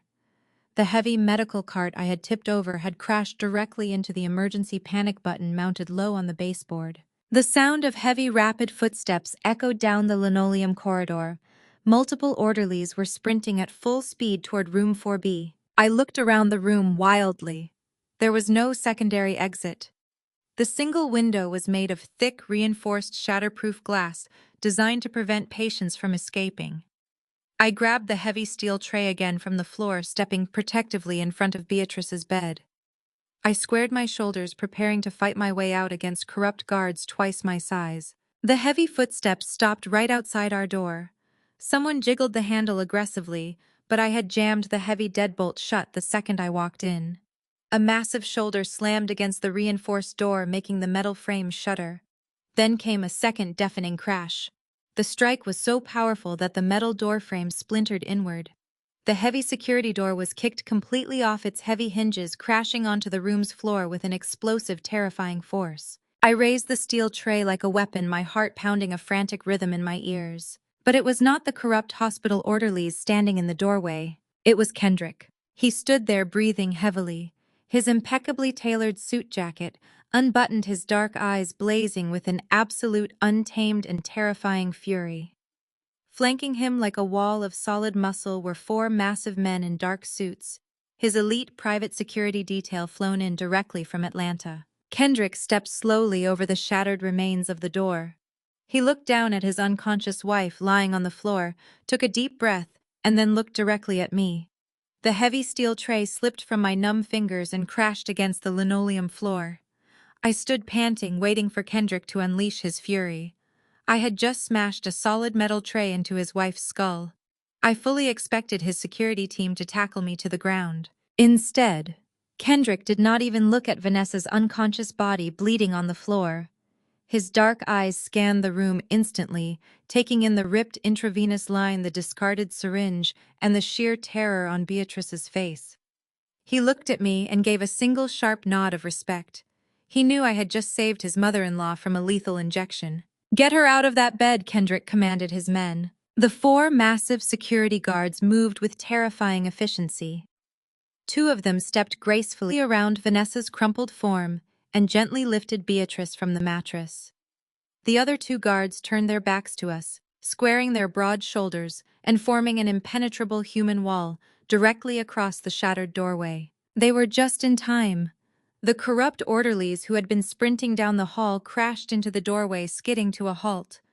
They were big men used to intimidating defenseless patients, but they immediately took a step back when they saw Kendrick's private security detail blocking their path.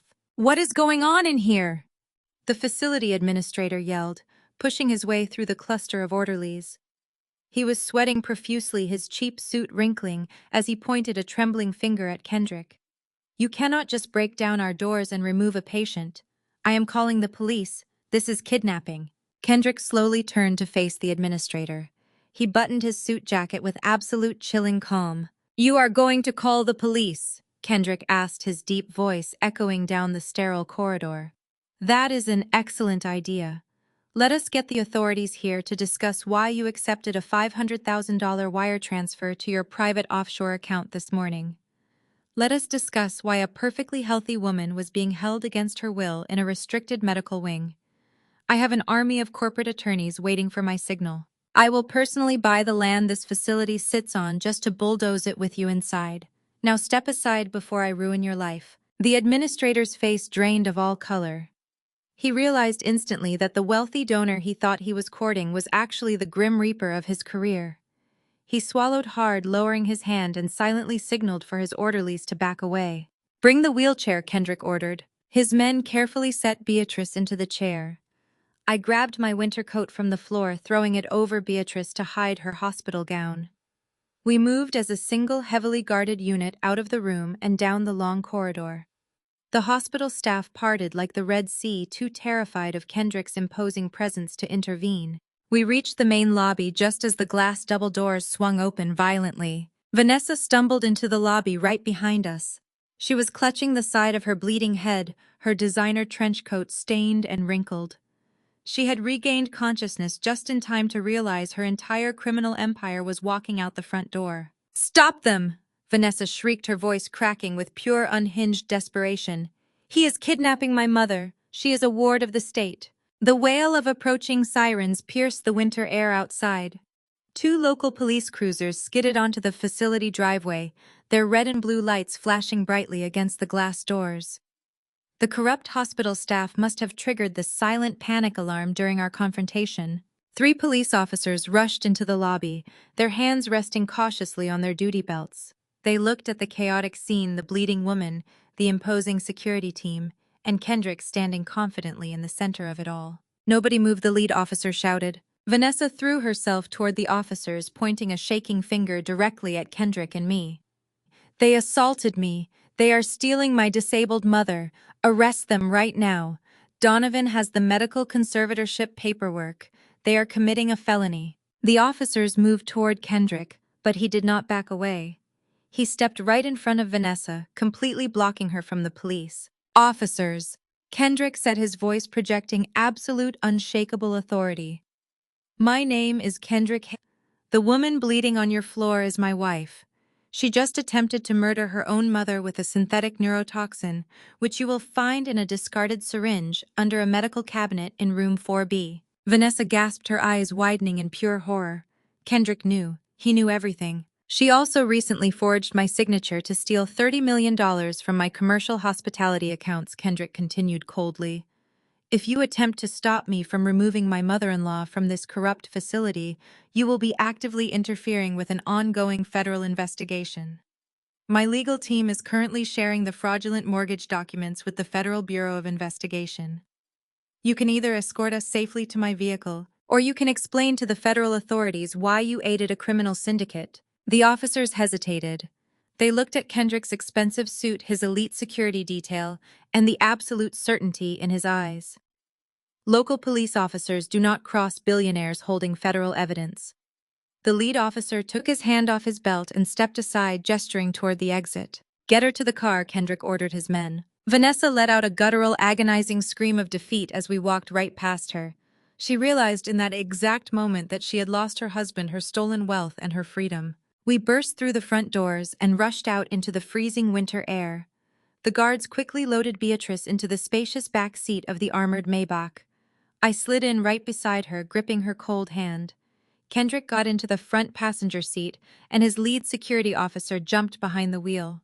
The heavy armored doors slammed shut instantly, silencing the chaos and sirens outside. "Drive," Kendrick commanded. The powerful engine roared to life, and the Maybach tore out of the Pine Ridge gates, leaving the nightmare behind us. I sank back against the plush leather seats, my entire body shaking as the adrenaline began to leave my system. I looked over at Beatrice. She was breathing heavily, her eyes squeezed shut as tears of pure relief tracked down her wrinkled cheeks. "We made it," I whispered, wrapping my arms around her fragile shoulders. "You are safe now." Suddenly, Beatrice shifted in her seat. She opened her mouth. Her vocal cords were weak and raspy from 8 months of forced silence, but she forced the words out with an urgent, desperate strength that startled both me and Kendrick. "We are not safe yet," Beatrice rasped, coughing slightly as she struggled to speak. Kendrick whipped his head around, staring at his mother-in-law in absolute shock. He had believed she was entirely brain-dead until this very second. "Beatrice, you can talk," Kendrick asked, his voice thick with disbelief. "Donovan lied to you," Beatrice wheezed, gripping my hand tightly. "He is not in Switzerland. He never got on that plane." I sat up perfectly straight, the blood draining from my face. "What are you talking about?" "I saw his flight itinerary." "It was a decoy," Beatrice said, her voice growing stronger with every terrifying word. He is right here in the city. He is hosting a massive charity gala tonight at the Ritz-Carlton. He is using the event to publicly announce a corporate merger with a clean, legitimate investment firm. She looked directly into my eyes, delivering the final catastrophic piece of the puzzle. The second he signs those merger documents on stage tonight, the $20 million he stole using your identity gets washed permanently into their corporate accounts. It will become completely untraceable.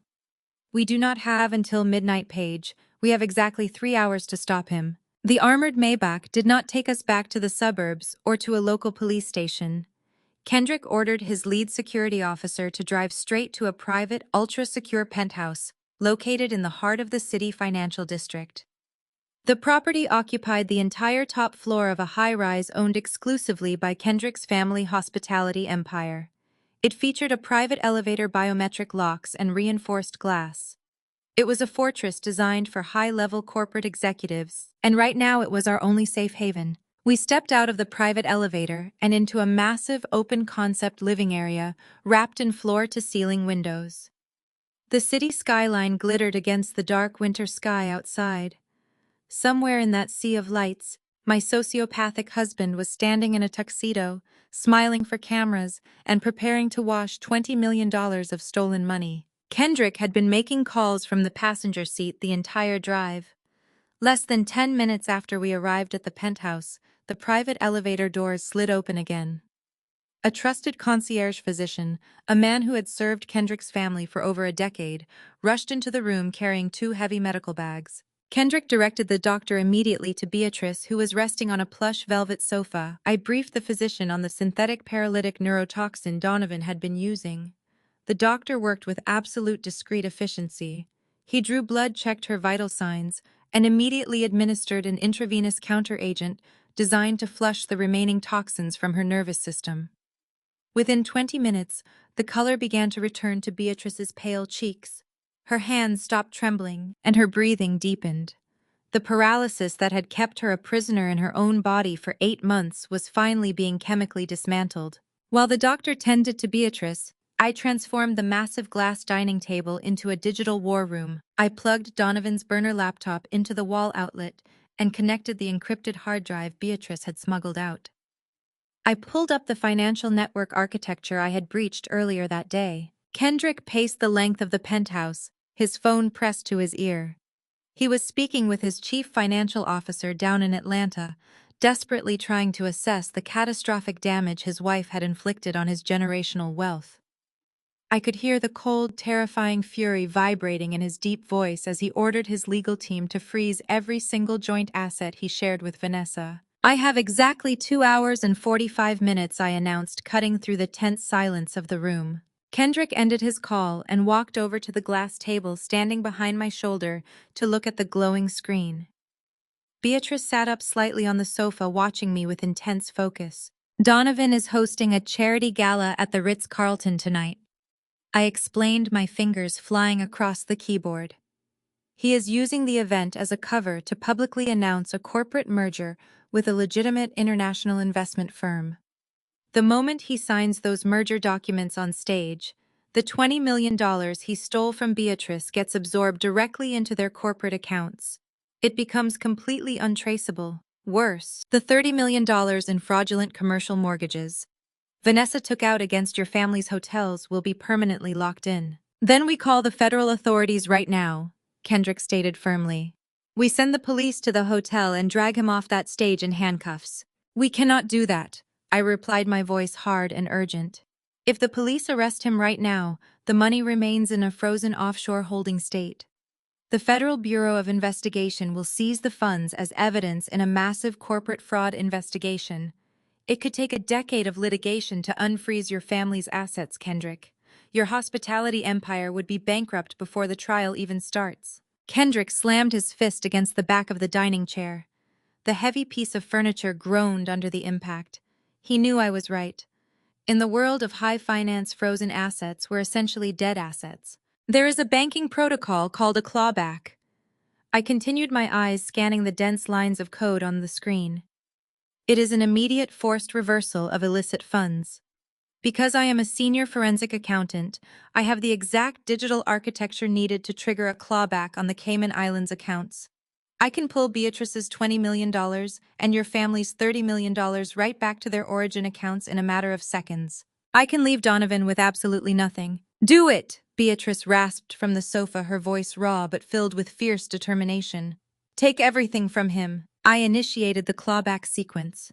A loading bar appeared on the screen, progressing rapidly as my script injected the reversal commands into the offshore banking portal. The bar reached 99%. Then the entire screen flashed a brilliant warning red. An access denied prompt popped up, blocking the execution command. I stared at the screen, my blood turning to ice water. What is it? Kendrick demanded, leaning closer. Why did it stop? It is a multi-factor biometric firewall, I whispered, absolute dread washing over me. Donovan had not just used my stolen accounting credentials to move the money. He had locked the final escrow state with a personalized security measure. The screen displayed 2 empty authentication boxes. It did not require a password or a PIN code.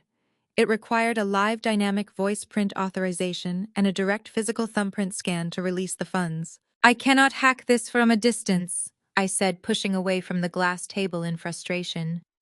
The voice authorization uses randomized phrases to prevent pre-recorded audio from bypassing the system. The thumbprint scanner requires a live biometric reading. I can stage the entire reversal, but I cannot hit the final execution button without his physical presence. Kendrick scowled, checking his heavy gold watch. So we kidnap him. My security team can pull him out of the VIP room at the gala and drag him here. We force him to authorize the transfer. No, I countered, shaking my head rapidly. Donovan has the press, his elite investors, and the entire public narrative on his side right now. If your security team attacks him, he plays the victim. He will trigger a silent alarm on his phone. The merger will go through remotely as a contingency, and I will still be framed for the missing $20 million. I looked at the glowing red prompt on the laptop screen. I looked at Beatrice, who had endured 8 months of torture, and at Kendrick, whose family legacy was currently bleeding out because of his wife's betrayal. I realized there was no digital backdoor left. There was no way to hide behind a keyboard in a secure penthouse. If I wanted to save our lives and destroy my sociopathic husband, I had to walk directly into the lion's den. I stood up from the table, my resolve hardening into something sharp and unbreakable. I cannot hack the final firewall from here, I told them, my voice echoing in the quiet penthouse. I have to go to the Ritz-Carlton. I have to crash the gala, stand face to face with the man trying to frame me for grand larceny and steal his live biometrics in front of 1,000 of the most powerful people in the city. Kendrick did not waste a single second. He pulled his phone from his pocket and made a rapid, commanding call to the manager of a luxury boutique located just a few blocks away, a business that leased its retail space directly from his family's real estate portfolio. Within 40 minutes, an exclusive personal shopper arrived at the secure penthouse, carrying a selection of high-end evening gowns and tailored suits. I washed the sweat and grime from my face in the marble bathroom, tying my hair back into a sleek, severe style. I stepped into a stunning floor-length emerald green silk gown. It fit perfectly, the heavy fabric feeling less like formal wear and more like armor. I slipped my encrypted smartphone, the device holding the clawback script and the voice-cloning software, into a slim metallic clutch. When I walked back out into the living area, Kendrick was adjusting the cuffs of a flawless midnight blue tuxedo. He looked like absolute royalty, radiating the kind of established generational power that a cheap con artist like Donovan could only ever dream of possessing. We are going to walk right through the front doors, Kendrick stated, his voice a low, steady rumble of reassurance. My private security detail has already secured the perimeter of the hotel. If he tries to have his own guards remove you, my men will step in immediately. But we cannot cause a physical altercation on the floor of the ballroom.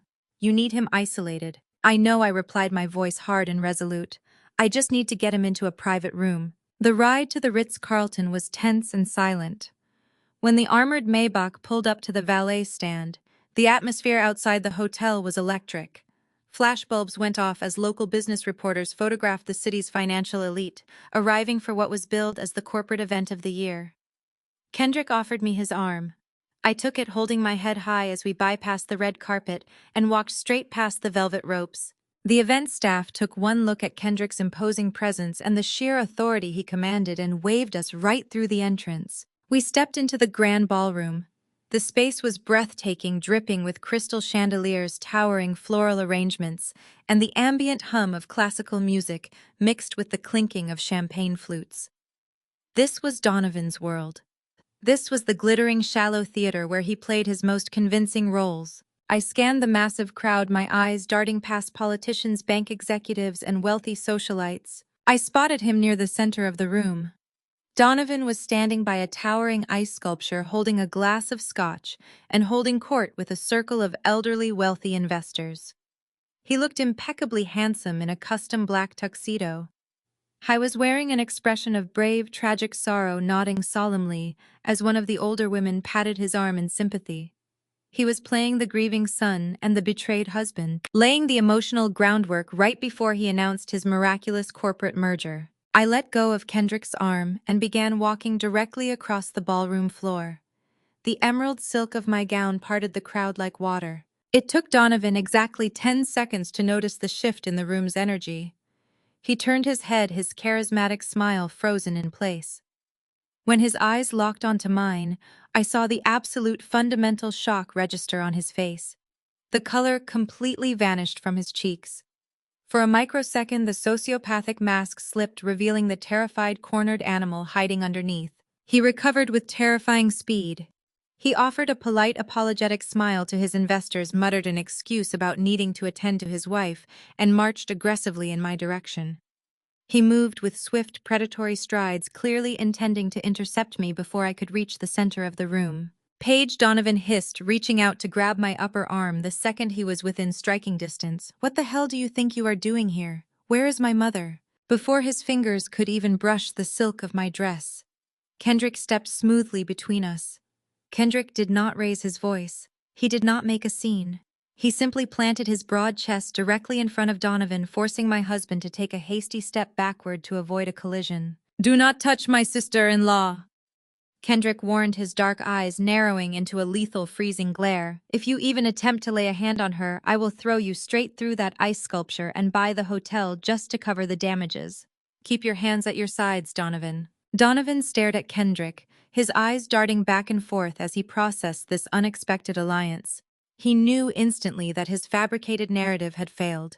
He knew Kendrick was aware of the forged commercial mortgages. But Donovan was a narcissist entirely blinded by his own ego.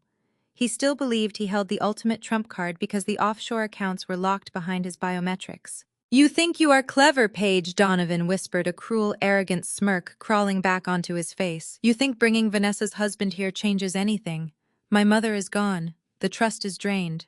The merger gets signed on that stage in exactly 40 minutes.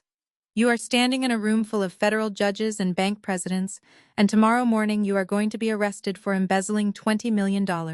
You have absolutely nothing." I stepped out from behind Kendrick, closing the distance until I was mere inches from Donovan's face. I kept my expression entirely blank, matching his coldness with a terrifying calm of my own. "You are wrong, Donovan," I said, keeping my voice so low that only he could hear. "I have the final digital release sequence for the escrow account." Donovan's arrogant smirk faltered. "What are you talking about?" "I know about the multi-factor biometric firewall." I lied smoothly, leaning in closer. "I know the funds are suspended in a holding state in the Cayman Islands. You used my forensic accounting credentials to initiate the transfer, but the network flagged the geographical anomaly. The money will not clear into the merger accounts tonight unless my digital signature authorizes the release from a trusted device." I tapped the metallic clutch in my hands. "I brought the encrypted server clone from your home office. I have the authorization ready to go." He stared at me, his breathing growing shallow. He was trying to calculate if I was bluffing, but his knowledge of high-level forensic accounting was minimal. He had relied on my stolen identity to do the heavy lifting, and now his ignorance was his ultimate vulnerability. "What do you want?" Donovan demanded, his eyes dropping to my clutch. "I want half," I said, projecting the exact kind of greedy, desperate self-interest he would expect from someone cornered. "Give me $20 million clean and untraceable, and I will execute the final release. You get your merger, you get your freedom, and I disappear tonight. but I am not doing this out here in the open.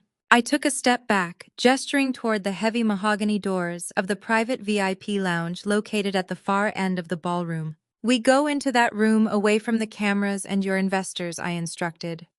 You give me the routing guarantees, and I will hand you the unlocked tablet. You have exactly 2 minutes to decide before I walk out that front door and let your entire Ponzi scheme collapse on national television. I did not wait for his answer. I turned my back on him and walked straight toward the VIP lounge. I knew the sheer intoxicating gravity of $40 million would completely overpower his sense of self-preservation. I knew he would follow me right into the trap. The heavy mahogany doors of the VIP lounge closed with a definitive soundproof thud. The ambient noise of the grand ballroom was instantly severed, leaving the room blanketed in a suffocating silence. The space was designed for private high-stakes, corporate negotiations, featuring plush leather armchairs, dim amber lighting, and a massive mahogany conference table.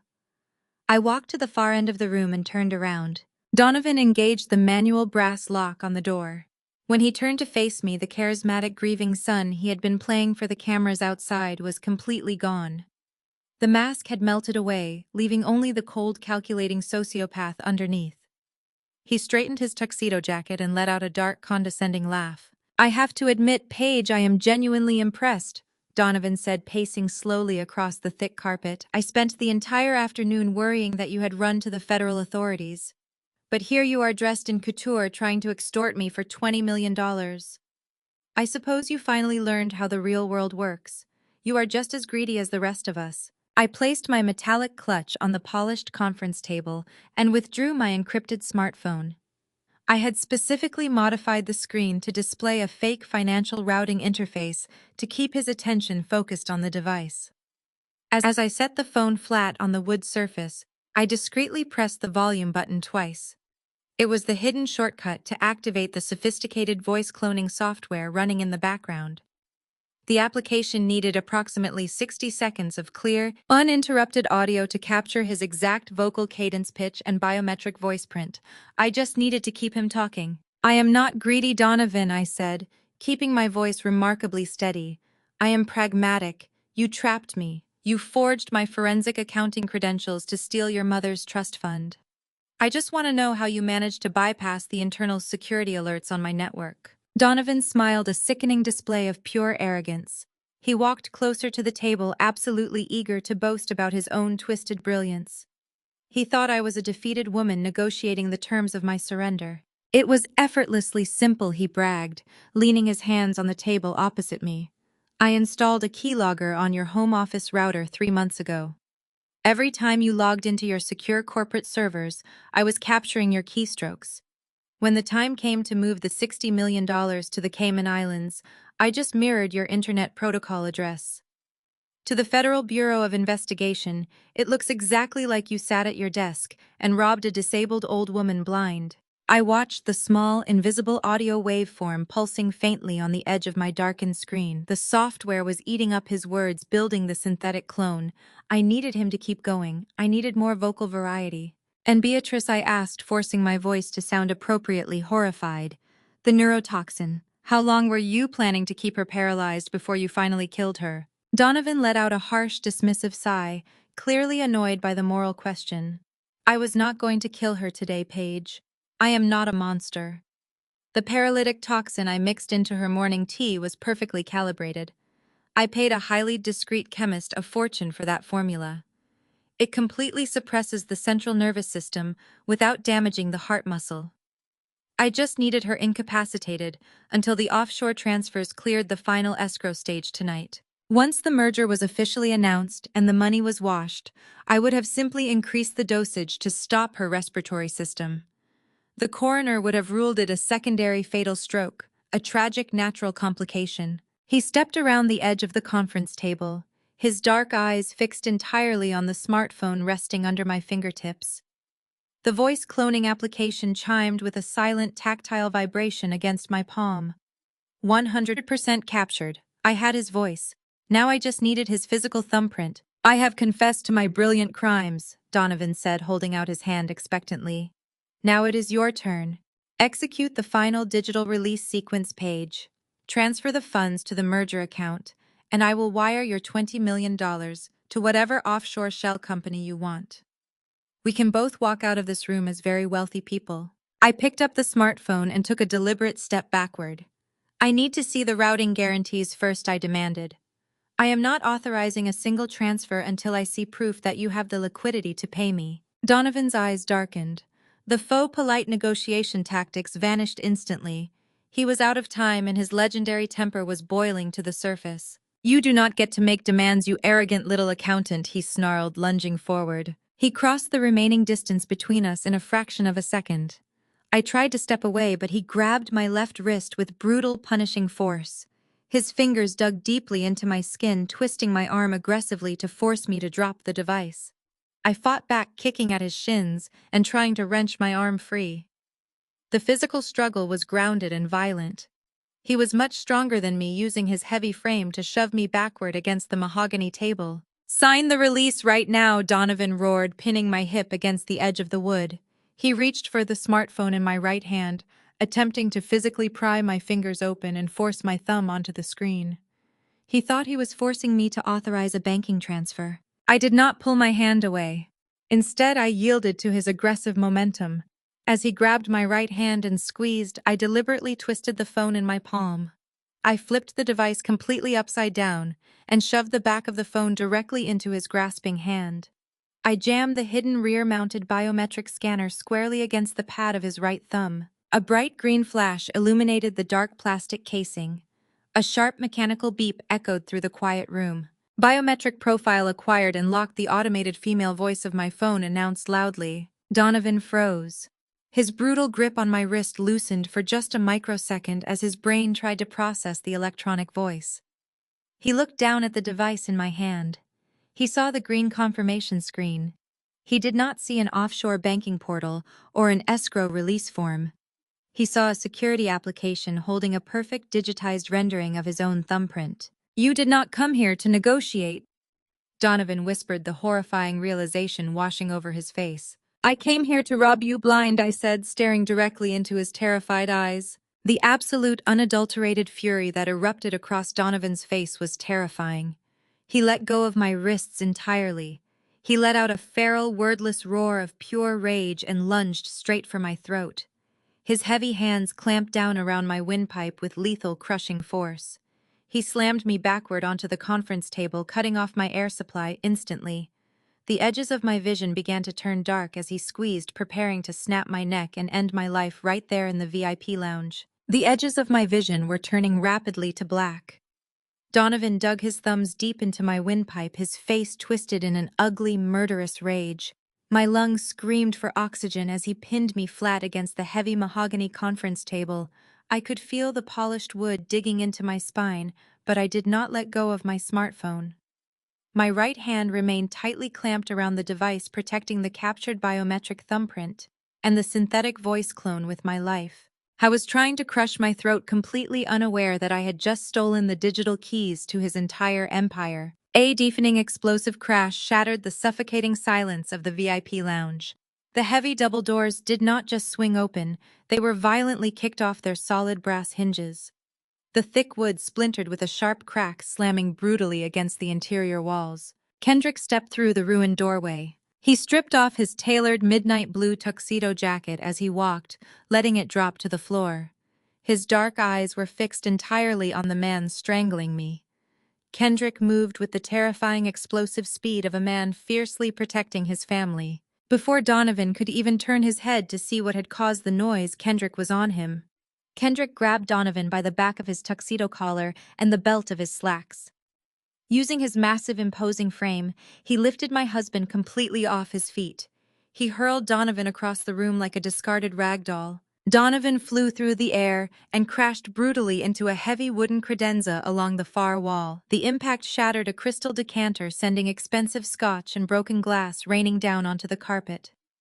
Donovan crumpled to the floor, gasping in sudden, violent pain, clutching his ribs. I rolled sideways off the conference table, collapsing onto the floor.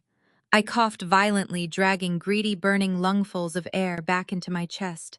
I scrambled backward, clutching the phone tightly against my heart. Frantic clicking footsteps echoed rapidly down the hallway outside. Vanessa burst into the ruined VIP lounge. Her eyes darted wildly around the room, taking in her brother, bleeding on the floor, me coughing by the table, and finally her husband standing in the center of the room with his fists clenched at his sides. She immediately rushed toward Donovan, then spun around to face Kendrick with a look of manufactured theatrical outrage. "Kendrick, what have you done?" Vanessa shrieked, playing the part of the horrified wife perfectly. "Are you completely insane? He is your brother-in-law." Paige must have provoked him. "You need to call an ambulance and get her out of here before she ruins the corporate merger tonight." Kendrick did not shout. He did not lose his legendary temper. He simply stood there radiating a quiet, absolute dominance. He reached into the inner breast pocket of his tuxedo trousers and pulled out the folded printed banking ledgers I had handed to him earlier that afternoon on the golf course. He walked slowly toward his wife. The temperature in the VIP lounge seemed to drop 10 degrees with every deliberate step he took. He dropped the crumpled papers directly at Vanessa's feet. They fluttered onto the expensive carpet right next to her designer heels. "I called David Kendrick," said his voice a low, lethal rumble that commanded the entire room. "My chief financial officer. He confirmed every single line, every single routing number, and every single timestamp on those pages." Vanessa looked down at the papers. The color drained entirely from her face, leaving her looking hollow and terrified. $30 million in commercial mortgages taken out against my flagship hotels in Atlanta. Kendrick continued, his tone methodical and unforgiving. "Authorized by a digital signature originating directly from your personal laptop.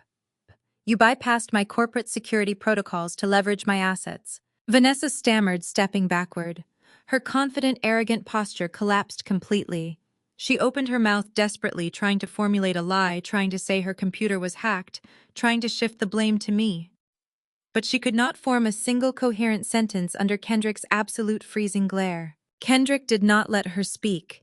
He stepped closer, his towering shadow falling heavily over her trembling frame. "You thought you could use my family's blood and sweat to fund your pathetic brother?" Kendrick asked, his voice echoing with 3 generations of fiercely protected legacy. "You thought you could leverage my empire to cover up a Ponzi scheme and a murder attempt?" Vanessa began to sob, dropping to her knees on the floor. She reached out to grab the fabric of his trousers, begging him to listen, swearing that she was just trying to protect her family. Kendrick looked down at her with absolute disgust. He stepped back easily, breaking her desperate grip. "You have exactly 10 minutes to pack your things before my lawyers leave you with nothing," Kendrick stated coldly, dismantling her entire world in one sentence. "You will not get a single cent of my money, and you will never step foot in Atlanta again. You are entirely done." Vanessa collapsed onto the carpet, weeping hysterically as the reality of her total destruction washed over her. She had lost her billionaire husband, her stolen wealth, and her untouchable social status in the span of 60 seconds. But the sound of her frantic sobbing was abruptly cut short by a wet, hacking cough from the other side of the room. Donovan pushed himself up into a sitting position against the shattered credenza. He wiped a dark streak of blood from his split lip using the back of his hand. He looked at Kendrick, then looked directly at me. He began to laugh. It was a dark, unhinged, deeply unsettling sound that sent a fresh wave of chills racing down my spine. "It doesn't matter," Donovan wheezed, spitting a mouthful of blood onto the pristine carpet. He reached into his jacket pocket with a shaking hand and pulled out his buzzing smartphone. He held the glowing screen up for us to see. "The contingency timer just expired." Donovan smiled, his teeth stained red. "The money is already moved. The merger is signed. You are all broke." I wiped a smear of blood and dust from the emerald silk of my torn gown and leaned heavily against the polished mahogany conference table. My throat throbbed with a dull, burning ache from where his hands had just tried to crush my windpipe, and my voice came out raspy, but it was perfectly, terrifyingly steady. "You are absolutely right about one thing, Donovan," I said, holding up my encrypted smartphone so he could see the glowing screen. The money did move, but it did not move to the merger account. Donovan's bloody, victorious smile faltered for a fraction of a second. He looked from Kendrick, who was standing nearby like an immovable wall of fury, back to me. Donovan gripped his own phone tighter, his knuckles turning white. You are bluffing, Donovan spat, shaking his head. The escrow timer finished. The Swiss firm has the funds. You cannot reverse a completed international wire transfer once the receiving bank confirms the deposit. I cannot reverse a completed wire. I agreed, taking a slow, deliberate step forward. But I can initiate a federal clawback protocol before the final clearing sequence finishes. I told you earlier, Donovan. I had the digital release sequence queued up and waiting on my private server. I just needed your live biometrics to authorize the reversal. I tapped the screen of my device.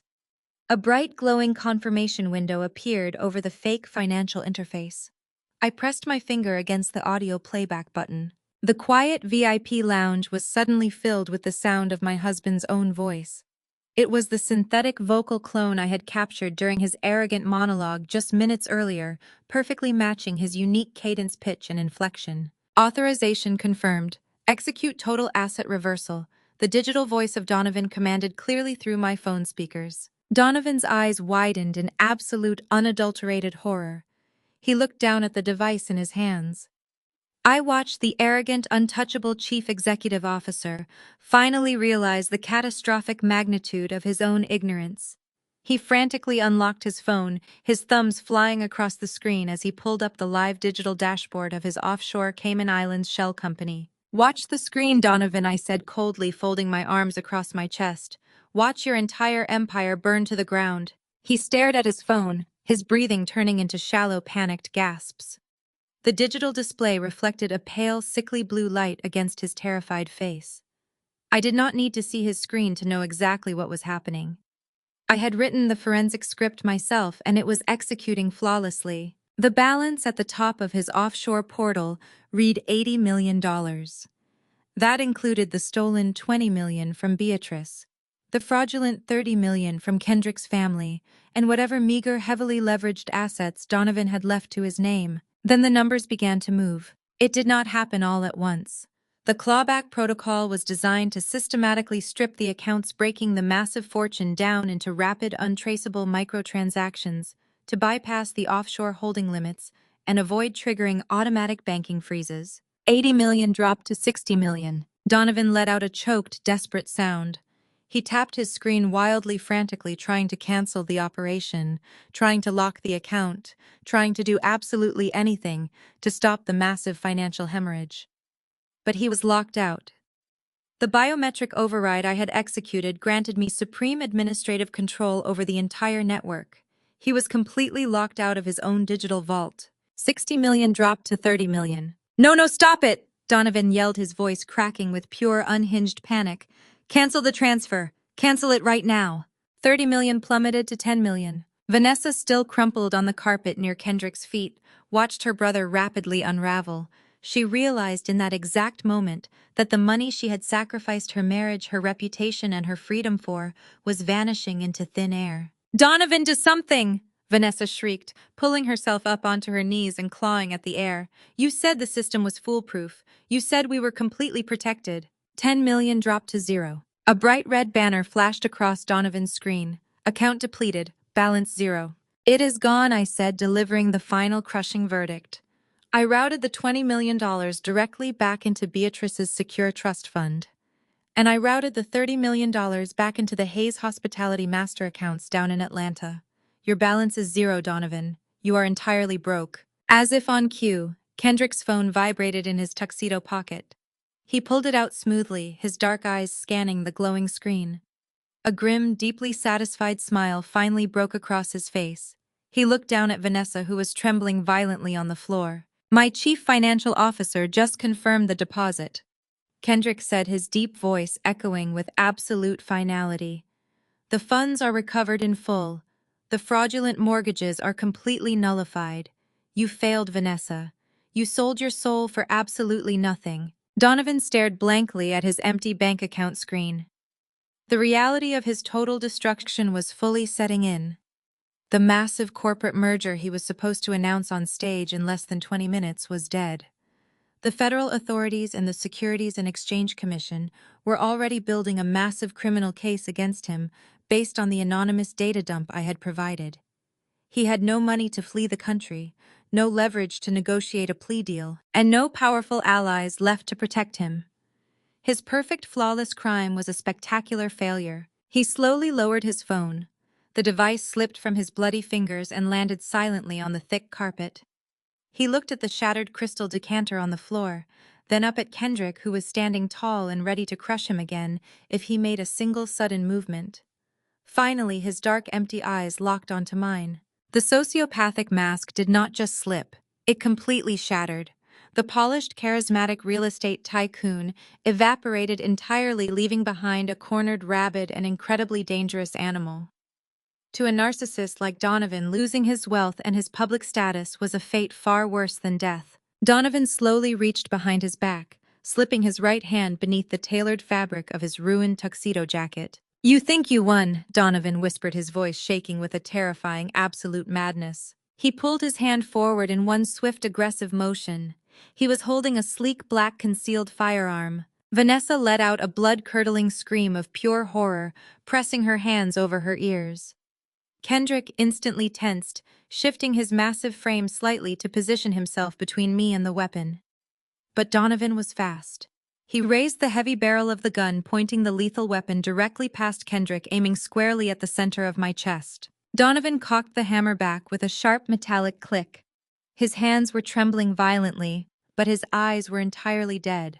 "If I go down," Donovan snarled, his finger tightening heavily on the trigger, "you die with me." The cold, black steel of the barrel was fixed directly on the center of my chest. I could see the terrifying empty void in Donovan's eyes. He had lost his money, his reputation, and his freedom. He had absolutely nothing left to lose, and that made him the most dangerous thing in the world. Kendrick shifted his weight, his muscles coiled tight, preparing to throw his massive frame in front of the bullet. I held my breath, waiting for the deafening crack of the gunshot. A sharp, rhythmic tapping echoed from the marble hallway outside the ruined VIP lounge. It was a crisp, authoritative sound, like a judge striking a gavel against a block of solid wood. The heavy, splintered mahogany doors, which Kendrick had kicked off their hinges moments ago, were pushed completely aside by two of the towering private security guards. A figure stepped out of the dark shadows of the corridor and into the warm, amber light of the room. It was Beatrice. She was not slumped in a medical wheelchair. She was not staring blankly at the wall with saliva pooling at the corner of her mouth. She was standing perfectly upright. She wore a heavy cashmere coat draped over her shoulders, her silver hair pulled back into a severe, elegant knot. She leaned slightly on a polished silver cane, but her posture was made of absolute iron. Her eyes were sharp, lucid, and burning with a terrifying, ancient fury. Donovan froze completely. The gun in his hand began to tremble violently. His mouth fell open, his jaw unhinging as if he were staring at a ghost rising from the grave. The sociopathic confidence that had fueled his murderous rage evaporated in a single heartbeat. He had personally measured the neurotoxin. He had watched her choke on her own breath for 8 months. His brain simply could not process the impossible reality standing in front of him. "Mother," Donovan whispered, his voice cracking into a high, pathetic squeak. Beatrice did not answer him immediately. She stepped over the threshold, her cane striking the carpet with deliberate, measured precision. She walked right past her daughter Vanessa, who was still curled in a weeping, pathetic ball on the floor. Beatrice did not even spare a glance for the woman who had helped fund her execution. Her blazing eyes were locked entirely on the son who had poisoned her. "Put the gun down," Donovan, Beatrice commanded. Her voice was raspy from months of forced silence, but it carried the absolute, unshakable authority of a matriarch who had built an empire from the ground up. Donovan shook his head frantically, his breathing coming in ragged, panicked gasps. He took a stumbling step backward, the gun wavering wildly between me and Kendrick. "How are you standing?" Donovan stammered, sweat pouring down his pale face. "The doctor said you were completely paralyzed. The doctor said you were gone." "The doctor said exactly what you paid them to say," Beatrice replied coldly, continuing her slow, relentless advance across the room. "You thought you were a brilliant criminal mastermind. You thought you could drug me, silence me, and steal the legacy your father literally worked himself into an early grave to build. You thought you outsmarted everyone. But you are not a genius, Donovan. You are just a greedy, incompetent thief who did not know how to run a real business. Kendrick remained perfectly still, watching the confrontation unfold with dark, satisfied eyes. I stayed frozen against the conference table, my heart hammering against my ribs, watching my mother-in-law reclaim her stolen power. You spent your entire adult life pretending to be a titan of industry. Beatrice continued, her voice growing sharper and louder with every step. You wore expensive custom suits, hosted fancy charity galas, and demanded respect from men who actually earned their wealth. But underneath it all, you were just a scared little boy playing with stolen chips. When your pathetic real estate ventures failed because of your own sheer stupidity, you did not take responsibility. You decided to murder your own mother to cover your massive debts. Donovan was shaking violently now. He held the gun out with both hands, tears of absolute panic welling in his eyes. He realized the entire foundation of his life was permanently destroyed. "Stay back," he screamed, his voice breaking into a hysterical sob. "I have nothing left. I will shoot. I swear to God I will shoot her." Beatrice did not stop. She stepped directly in front of me, completely blocking my body with her own. She stood mere inches from the barrel of the loaded firearm, staring straight down the metal sight into her son's terrified eyes. "Then shoot me," Beatrice dared him, her voice a low, lethal whisper. "You spent 8 months trying to kill me like a coward in the dark. You hid behind poisoned applesauce and corrupt medical staff. If you want to be a killer, Donovan, then do it right now. Look me directly in the eye and pull the trigger." A heavy, suffocating silence descended on the VIP lounge.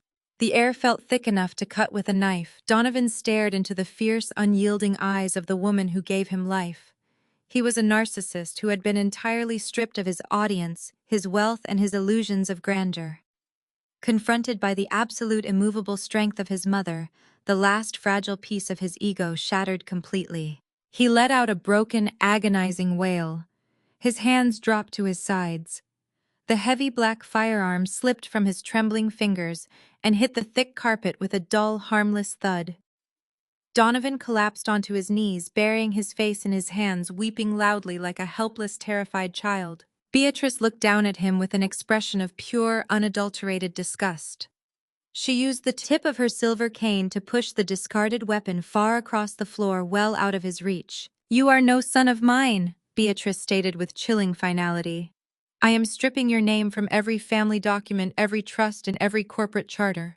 You are going to spend the rest of your miserable life in a federal cage, and I will make absolutely sure that nobody from our family ever visits you.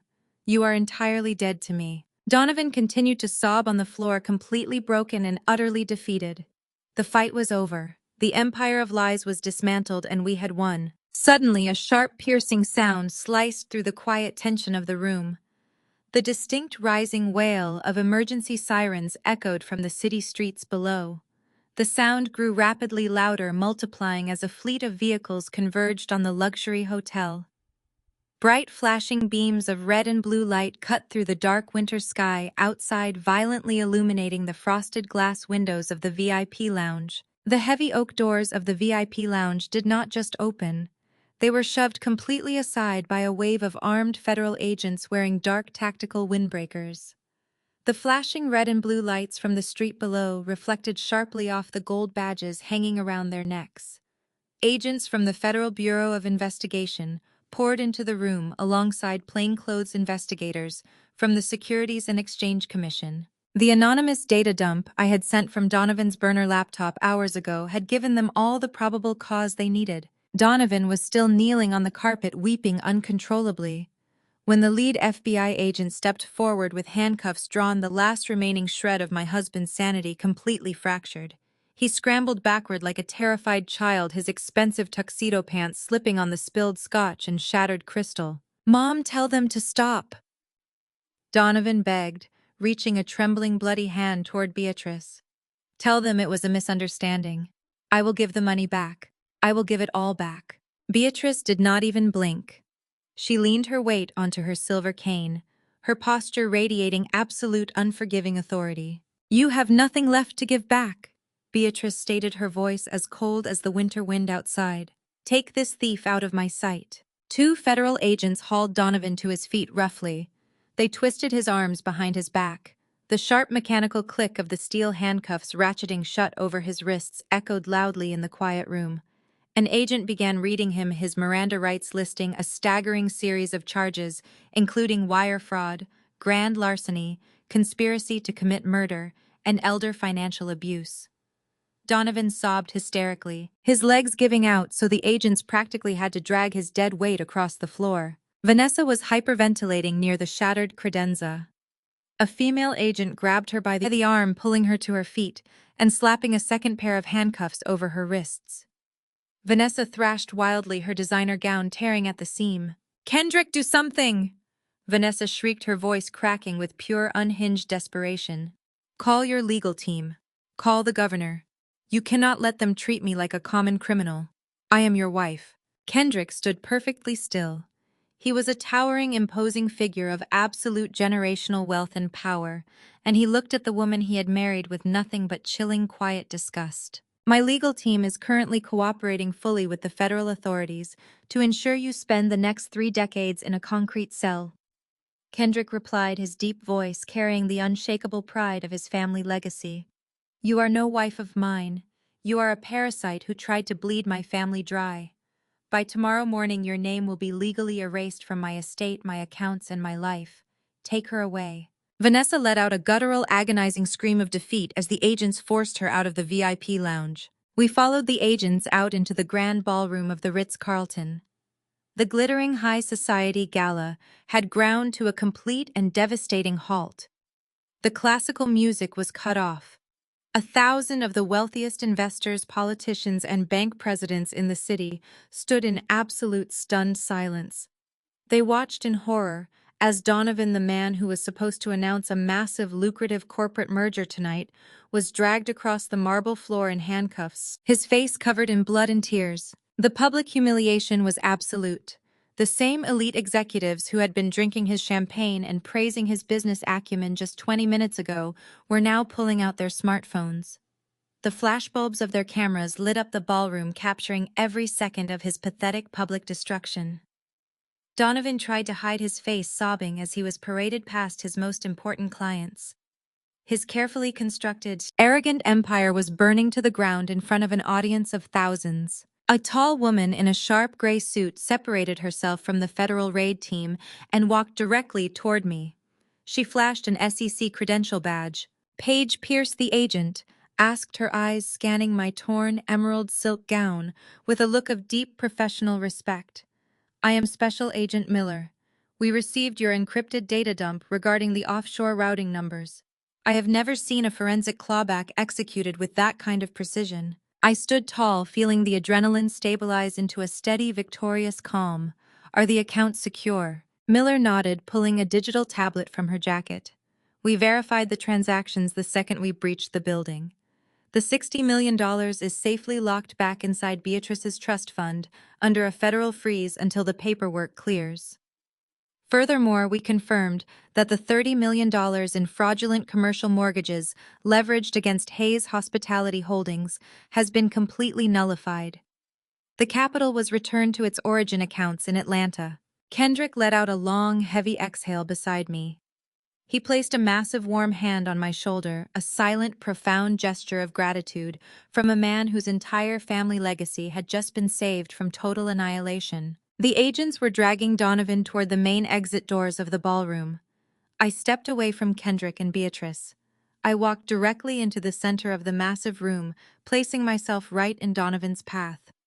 The agents paused, allowing me a final moment with the prisoner. Donovan looked up at me. His face was bruised, tear-stained, and twisted with a mixture of terror and absolute hatred. "You ruined my life," he hissed, spitting a drop of blood onto the marble floor. I stared down at the man who had systematically poisoned his own mother, gaslit me into believing I was losing my mind, and tried to frame me for grand larceny. I did not feel an ounce of pity. "You told me to be a good little wife and leave the numbers to you," I said, my voice projecting clearly across the silent, captivated ballroom. "You forgot one thing. Numbers never lie, but husbands do." Donovan opened his mouth to scream an insult, but I did not give him the chance. I turned my attention to the lead FBI agent standing next to him. I reached into my metallic clutch and pulled out the cheap prepaid burner phone I had taken from the corrupt detective at my house earlier that afternoon. "Agent," I said, holding the device out, This belongs to a local detective named Collins. He is currently sitting handcuffed to my home office chair. This phone contains a direct link to an encrypted server holding high-definition video footage of Collins planting a syringe of synthetic paralytic neurotoxin inside my personal desk. Donovan paid him to plant the murder weapon among my belongings to guarantee my arrest tomorrow morning. The crowd of elite investors gasped collectively. The charge of corporate fraud was one thing, but premeditated murder elevated the crime to a horrifying new level. The FBI agent took the burner phone, his expression hardening as he looked at my husband.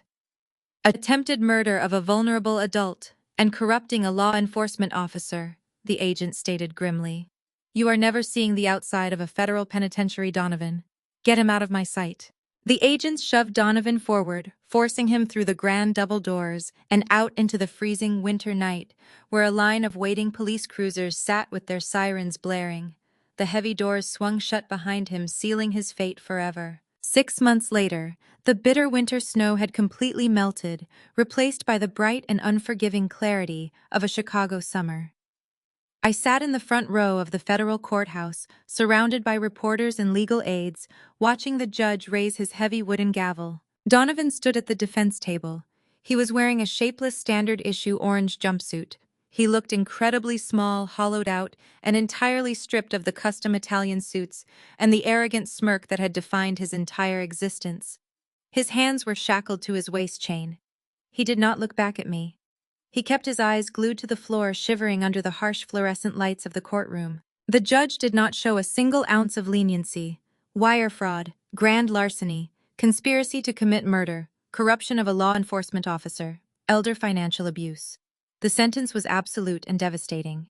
Donovan was sentenced to 30 years in a maximum security federal penitentiary without the possibility of early parole. Vanessa received the exact same sentence in the courtroom right next door. Her high society friends had abandoned her the very second the federal agents dragged her out of that glittering gala. Even her extraordinarily expensive defense attorneys had struggled to build a coherent case after Detective Collins took a plea deal. The corrupt cop had sung like a canary to the federal authorities, handing over every single text message, offshore bank receipt, and audio recording to save himself from a life sentence. He received 10 years, and Donovan and Vanessa lost their freedom forever. As the federal bailiffs grabbed Donovan by the arms and led him away to processing, Kendrick walked up and took the seat beside me. He looked sharp, rested, and entirely unburdened. His divorce from Vanessa had been finalized with ruthless surgical efficiency. His legal team had completely severed her from the Hayes family wealth, leaving her with absolutely nothing but a prison identification number. Kendrick had saved his family empire. The flagship restaurants and luxury hotels down in Atlanta were booming, completely free from the toxic financial anchor of his former wife. He turned to me and pulled me into a warm, genuine embrace. He thanked me again for having the sheer courage to walk onto that golf course and hand him the truth. He treated me with a profound, quiet respect, viewing me not just as a brilliant ally, but as the fiercely loyal sister he actually deserved. He told me his family would always have a seat waiting for me at their table in Atlanta. Later that afternoon, I met Beatrice for a celebratory lunch at a high-end bistro overlooking the river. I waited at a corner booth watching the front entrance. Beatrice walked through the double doors completely unassisted. There was no medical wheelchair. There was no polished silver cane. The synthetic neurotoxin was entirely flushed from her nervous system, and at 68 years old, she was far more vibrant and formidable than I had ever seen her. She wore a tailored crimson pantsuit and a brilliant, authentic smile. She had spent the last 3 months traveling across Europe reclaiming the life her son had tried to steal from her. She sat down across from me, ordered an expensive bottle of champagne, and slid a thick, bound legal folder across the table. I opened it and scanned the embossed pages. It was the official documentation for her $60 million trust fund. She had legally removed Donovan and permanently appointed me as the sole managing director of her entire estate. I trust your brilliant mind more than any bank on Wall Street, Beatrice said, raising her champagne flute to toast me. You gave me my life back, Paige. Now I want to make sure you have the power to build whatever life you want. After lunch, I walked the 3 short blocks to my new corporate headquarters. I had dropped Donovan's last name the very next morning after his arrest, legally reclaiming my maiden name and my independence. I swiped my encrypted keycard and stepped into the sprawling glass-walled penthouse office of my newly opened firm. The space was sleek, modern, and entirely mine. I had launched an ultra-high-end forensic accounting agency. I specialized in auditing corrupt corporate executives, tracking hidden offshore assets, and dismantling financial predators who thought they were untouchable. Because of the highly publicized nature of Donovan's downfall, my professional reputation had skyrocketed. My client waiting list was already 6 months long. I poured myself a cup of dark roast coffee from the break room and walked slowly over to my private office. I stepped up to the massive floor-to-ceiling windows. I looked out over the sprawling city skyline, watching the tiny ant-like movement of cars and people on the busy streets far below. A year ago, I was a terrified gaslit wife trapped inside a freezing suburban house, married to a monster who thought I was just a naive, predictable calculator. He thought I would quietly take the fall for his catastrophic failures. Today, I was a wealthy, fiercely independent, and incredibly powerful woman who held the digital keys to the city. I had protected a vulnerable woman, saved a generational legacy, and burned a criminal empire right to the ground, using nothing but undeniable numbers and my own sheer will. I took a slow, deep sip of my coffee, relishing the rich, bitter flavor against my tongue.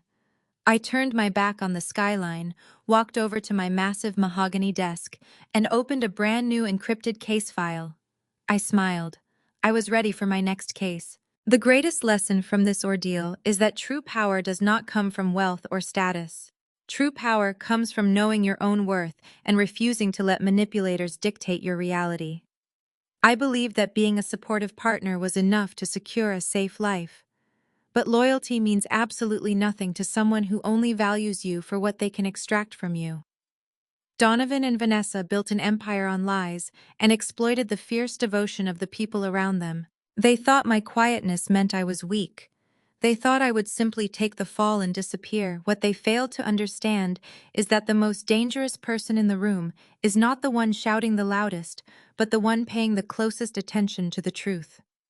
You must always trust your instincts and build your own independent safety net. Never let anyone convince you that you are losing your mind when you know exactly what is happening. Have you ever had to trust your instincts to escape a toxic situation?